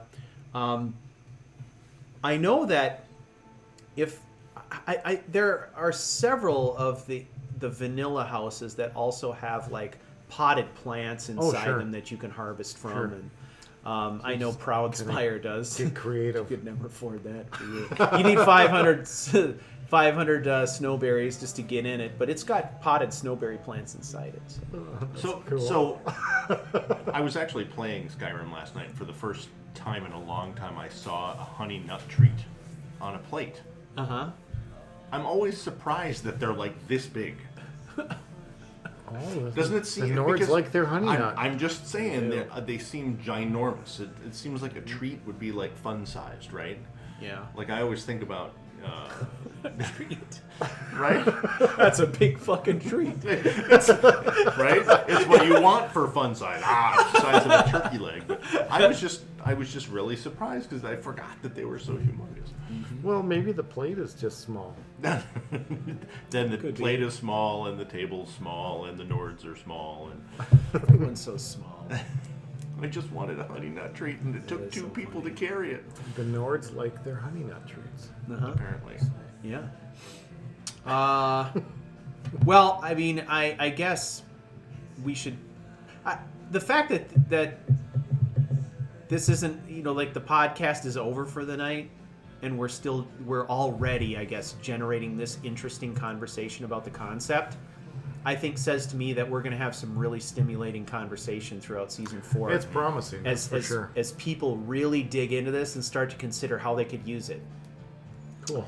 The implications for a warrior are the most obvious, but I'm interested in some of the implications for mages, who don't have to worry about armor, but are going to have to worry about other things. Right. Magic items, items and and selling things and rings and amulets and things to boost. Yeah, and if you want to be a decent mage, you got to buy spell books. Yeah. Yeah. You are going to be really, really focused on figuring out how to deal with the gold. And some of those are not very cheap. No, a lot of those are very expensive to buy. So how would Vander get through this? Oh, I don't know. He likes snowberries. He does. True. So. Gold wouldn't be a problem. He's always got snowberries on hand, and he loves eating them. And pie. He doesn't He'd like really to care I much think about he'd anything like else. the crostata. Yeah. Yeah. He'd be Yeah. good there. Apple pie doesn't help. It'd have to be snowberry pie. Well, it depends. I mean, if you can make apple pie, and you got that wheat component. That's true. I guess if you're making your own pastries. I think the character types and weapon choices and things are going to be really interesting. Yep. Well, yes, you can find spell books, but what I've noticed, Wind, is that good spell books are often few and far between. Like, Right. um, At a certain point, and very quickly, you'll end up finding a lot of the same stuff you already have. and although I would say too, like one of the things I love to do with this game is when I come up with a concept I'm excited about, I'll go out and research side quests that I think would be a good fit. And so you can also think about that. Like, there are some spell books that are just rare enough and unusual enough that we know where to find them. I mean, we know where to find telekinesis. We know where to find the bound bow, stuff like that. But I think there are other ones out there where you could kind of, build them into a concept and go after them specifically because you're going to play a mage and you want to get a couple of things early on. But I think trying to be a mage and leaving your spell collection up to just happenstance is a pretty dicey prospect, unless you want to be just like staff focused. I mean, it'll work out early, but you'll kind of plateau pretty quick. Mm-hmm. I think. It'd be interesting concept to, it would be a really fun concept for like a thief mage, where the idea is you're focused on thievery, but you're also working on mage skills, and you're going around to all the places where conceivably you could steal spell books. Mm-hmm. That'd be interesting. And build a character concept around that or something. I don't know. Cool. Lots of opportunity. Yeah. Any other questions out there, guys, before we call it a night? This has been good. I think this Origins episode was good. I think this challenge was good. I'm glad you guys got to ask some probing questions of Joe here on his new story as well.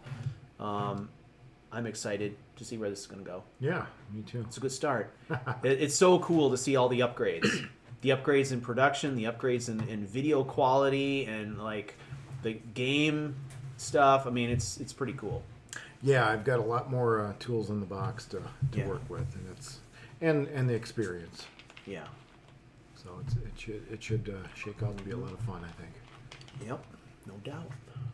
And it only took having and raising a child. Discarded his old Discarded his old stuff. and generous donors from Discord. 20 years in the making. 20 years in the making. I finally have a PC that's almost new. My first mediocre PC. That's fantastic. No, it's good. I thought the footage looked great. So Yeah, it's really yeah. exciting to see where it goes. Yeah, the graphics are. I'm just kind of enjoying playing again. Mm-hmm. Oh yeah. It's such a different look. It's better than 8-bit Skyrim. For Not sure. much though. I mean, there's that whole retro novelty to that. Uh-huh. Yeah. That's funny though. I mean, that's like my starting experience too. I mean, it was all Xbox 360 graphics, man. Yeah. You know, for quite a long time. Mm-hmm. First year and a half was all Xbox stuff. Yeah. So, you know. Yeah, I've got Vividian ENB going Okay. for this particular one. And what else? Relighting Skyrim, I believe. Which has made my nights extremely dark. So, the nighttime You must not be things- playing a Khajiit. Well, I've got a way around that, but it's going to be interesting to do the nighttime sequences because I'm going to have to use Vampire Sight Oh, so people can actually see what's going on, right. and so I can actually see what I'm doing because they're really dark. Yeah. But it's fun. But it also gives a fun element of using that night vision piece of the character. So I want to know how you did the vomiting animation. That is actually a console command for the bleed out. That's the bleed out animation. I don't know that I've seen that. So I just took I'll have to go an watch. angle that made it look Retchy. that he was retching instead of, Yeah. trying to claw his way away. So it's kind of a little bit of a camera trickery with the bleed out animation. Yep. That's what it's all about, ladies and gentlemen. Trickery. Trickery. Yeah. Voodoo. Yeah. Yeah. My problem now is it's harder for me to do trickery. Yeah, because I'm you're doing it all everything- live. Doing everything live. So, but I got my little load screen now. That works for me. But I just got to be fast on the console Yeah, well, commands. what that requires is that you think ahead and have it set up. Yeah. Unless it's You were not pretty complicated. fast. Yeah, not too bad. Because I have it all mapped out. I've got the Devil's Pipe organ has it's got a place for me to put my notepad there, so I just lay out all of my progression. And I will lay it all out step by step. So when I'm crafting a scene, it'll basically say scene 1, and it starts with a block that says loading story. And it shows all the steps. First, I'm going to do this command, followed by this, this, this. I'm going to open this and set my lighting. I'm going to do this, right? And it ends with when that block comes off and it's live. Wow. And usually I've played through it once so that I know exactly the camera angle I want at a given time. And it's hard, like even simple things like reading a letter, unless it's a super, super short letter, I have to go in and do console command, like at least TFC to free the camera. Otherwise, in the middle of the letter, I'll start to get the looping camera, right. Yep. Which I hate. I don't want that. Right. So what I do is I'll set it to TFC to free the camera. Usually I'll slow it down, SGTM like, 0.3 or something like that to really slow it down. Right. And then I've got a metal pencil cup that I will set on one of the keys on my keyboard so that it will start panning. Oh, Nice. And then while it's panning automatically, I'm doing the read. And then when the read is over, I go to load story, pull that off, reset all my console commands, go to the next save that's pre-saved, right? Sometimes you need to take the camera and just have it over you so that you can Yeah. sort of stream on Twitch what's happening Yeah. in the background. Yeah, it's And your 900 gazillion pretty funny. gigabytes is going out to the internet here. that's crazy. amazing. in the intro on Sunday, people were asking me, "What's that song? I love that song so much." And I'm like, "Well, it's actually a custom mix, and like I'm mixing all this. I'm mixing this music as you're sitting there, right? On the fly. I've got the drone and I've got the chimes over the top and the guitar over the top of that, and I'm actually like pop, I'm mixing it, right, live. Nice. So it's I have Cyber tracks DJ. like in a background, but those tracks usually I will have them as a sound bed, and I'm laying things down over the top. Right. So yeah, hang on a second. Cool. It is amazing the amount of work that goes into producing the streams and Isn't the that funny? playthroughs that you do and everything else. And it's not probably going to be long before you start dropping into all the command breaks and everything already that you probably do to control those things. So Yeah. So here's I got a sample. I think the microphone will pick this up. This is from my sound deck, right? So I can hit Z, and let me make sure my volume. Yeah, it is. So.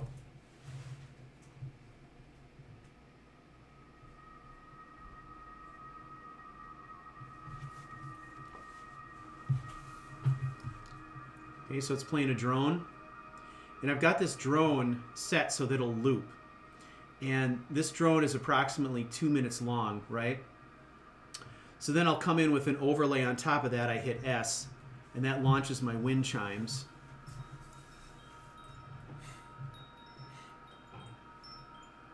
Nice.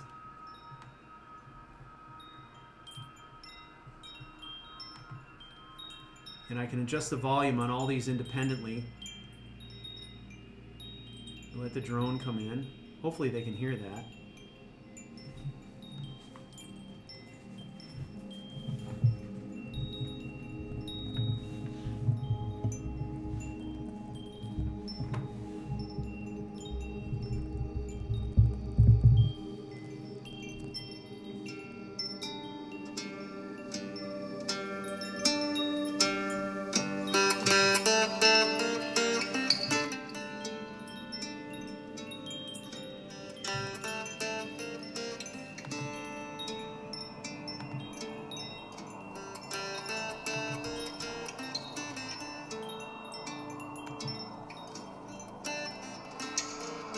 Oh, and you got a different ambient sound coming in.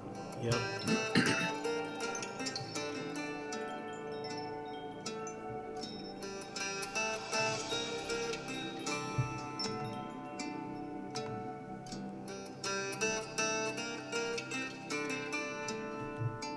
that's pretty The cool. guitar track, what is the guitar track called? It's Scandinavian something. It's from an Epidemic Sound. So it's nothing that you're going to be just go out and find necessarily. Yep. And that is actually one piece that I've upgraded on my stuff on this series too. Is I went out and got a subscription to Epidemic Sound so I can go and grab all that really good tunes and sound effects. Yep. Makes all the difference in the world. Yeah, and it's honestly it's so much fun to put that stuff together. Yeah. And what's really nice about Epidemic is that, and I know Stu would agree, is that almost all their music is separated into different components. Yeah. So you have your bass component, you have your drum component, you have your melody, you have your, whatever. It's 3 or 4 different tracks that you can mix and match. Yeah. So if you just want that bass line, you can Just do the that. drone, yeah. Yep. And I've kind of mixed some of that together for the background sound in this first one. Now it's tough to hear on the render, so I think I got to boost it a little bit, but that's kind of what I did there. Yep.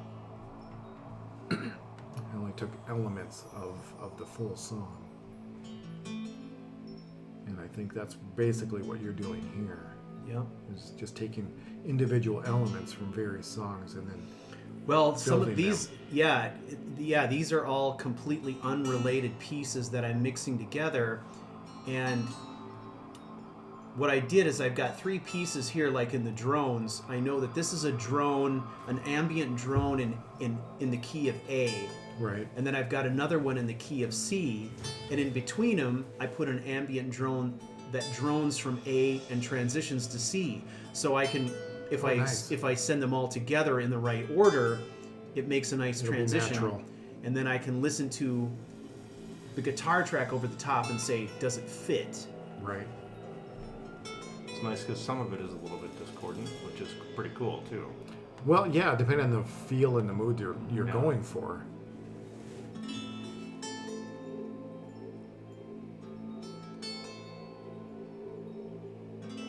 So yeah, music can really solidify a mood. Yeah, for sure. And these are all mapped to keystrokes then, so I can hit the minus key and it fades them all, 5-second fade. Nice. Done. Right?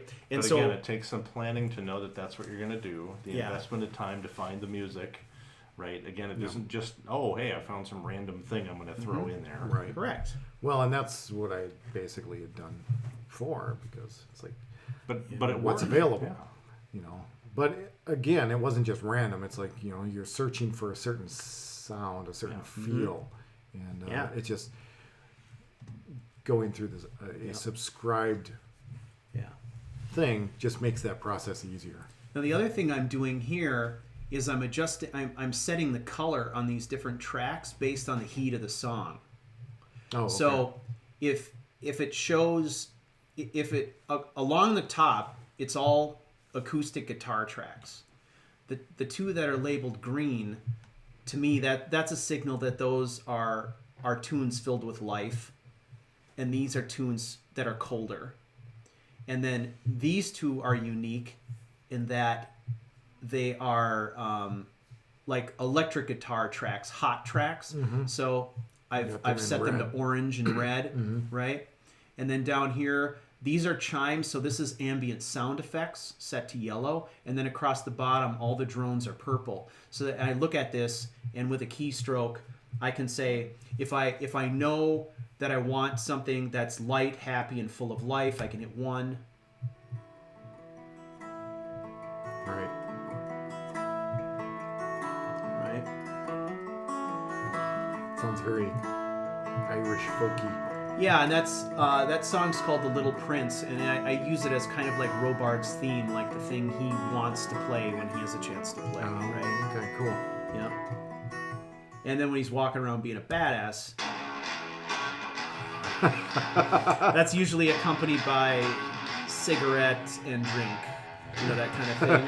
I'm just imagining it like a Ram truck ad. Yeah, that's kind of what it feels like, right? But that's what the sound deck lets you do, right? And so then I've got a sound deck for Barbarian. What's the name of your app? What are you using? What was it called again? Farrago. Farrago, yeah. So I've got a Barbarian sound deck that has the tribal drums in it. It has the, the mysterious flute. That's kind of, this is completely, like, totally associated with Barbarian now as this freaky flute. Mm-hmm. Oh, right. Right? But the tribal drum tracks are nice because I can lay those down over a sound bed and it's perfect. Like, they sound fantastic. Right. Or over the top of a drone and it doesn't matter. Right? And then I can cut that out. And then, of course, Marl. Yeah. Ashes. Very You nice. know, so... And then with Bucket, when we do Bucket, this is one Matt will appreciate. Oh yeah. See, you know. It's time to bucket.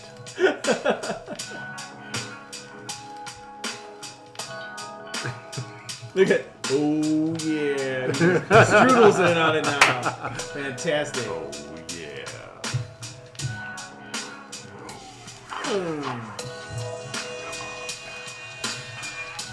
That's so good. Anyway, Farrago, that's kind of like my new toy, but I'm kind of creating a profile for each of the stories with a set in there. That's the idea, but That's great. Very nice. yeah. And so usually what's happening is I'm piping in sound from my phone that is coming from a set of tracks for a specific story that I've selected off Spotify from Cryo Chamber. Mm-hmm. Nice. And that's playing in the background, and it's on a separate channel, so I can throttle it up and down. And then these are on a completely alternate channel, so I can throttle those up and down. And then I'm working the sound effects panel with my foot pedal, so I can say I'm indoors, no echo, or I'm indoors in dungeon, there's an echo. I'm outdoors, there's no echo. So pump, pump, pump, pump, pump, pump. It's just a momentary switch that I Very can cool. work with my heel or toe, and it does Where's the that. foot pedal? It's over there. It's just a little button. It's a button. Take a look. It's like the You see it? Yeah. it's like the high beams button you I used was to gonna have in your say car. he's Yeah. fucking the high beams. I figured, isn't that the kind of button that you use when you don't want your boss to see that you're playing Galaga? Yeah, exactly. Yeah. Oh no, hang on. Spreadsheet. Spreadsheet. Spreadsheet. Galaga. Yeah, it's pretty interesting. Someday it might be sort of fun to, put a camera in the corner of the room and just like record that whole process. Just an overview, just because you might be amazed at what you even see yourself doing. Don't Right. broadcast it. Just whatever. Yeah, I'll have to think about that. That would be interesting. Get an old cell phone and just perch it up there Well, and watch. The funny thing is I don't use that webcam typically when I'm live streaming. Yeah. So I could use that webcam to actually record some bird's eye footage of the Devil's Pipe organ. So, anyway. That's awesome.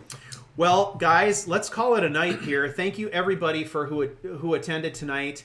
Again, we're going to be back in a couple of weeks. I would encourage you to please take a look at the schedule. I've tweaked some of the dates coming up in April.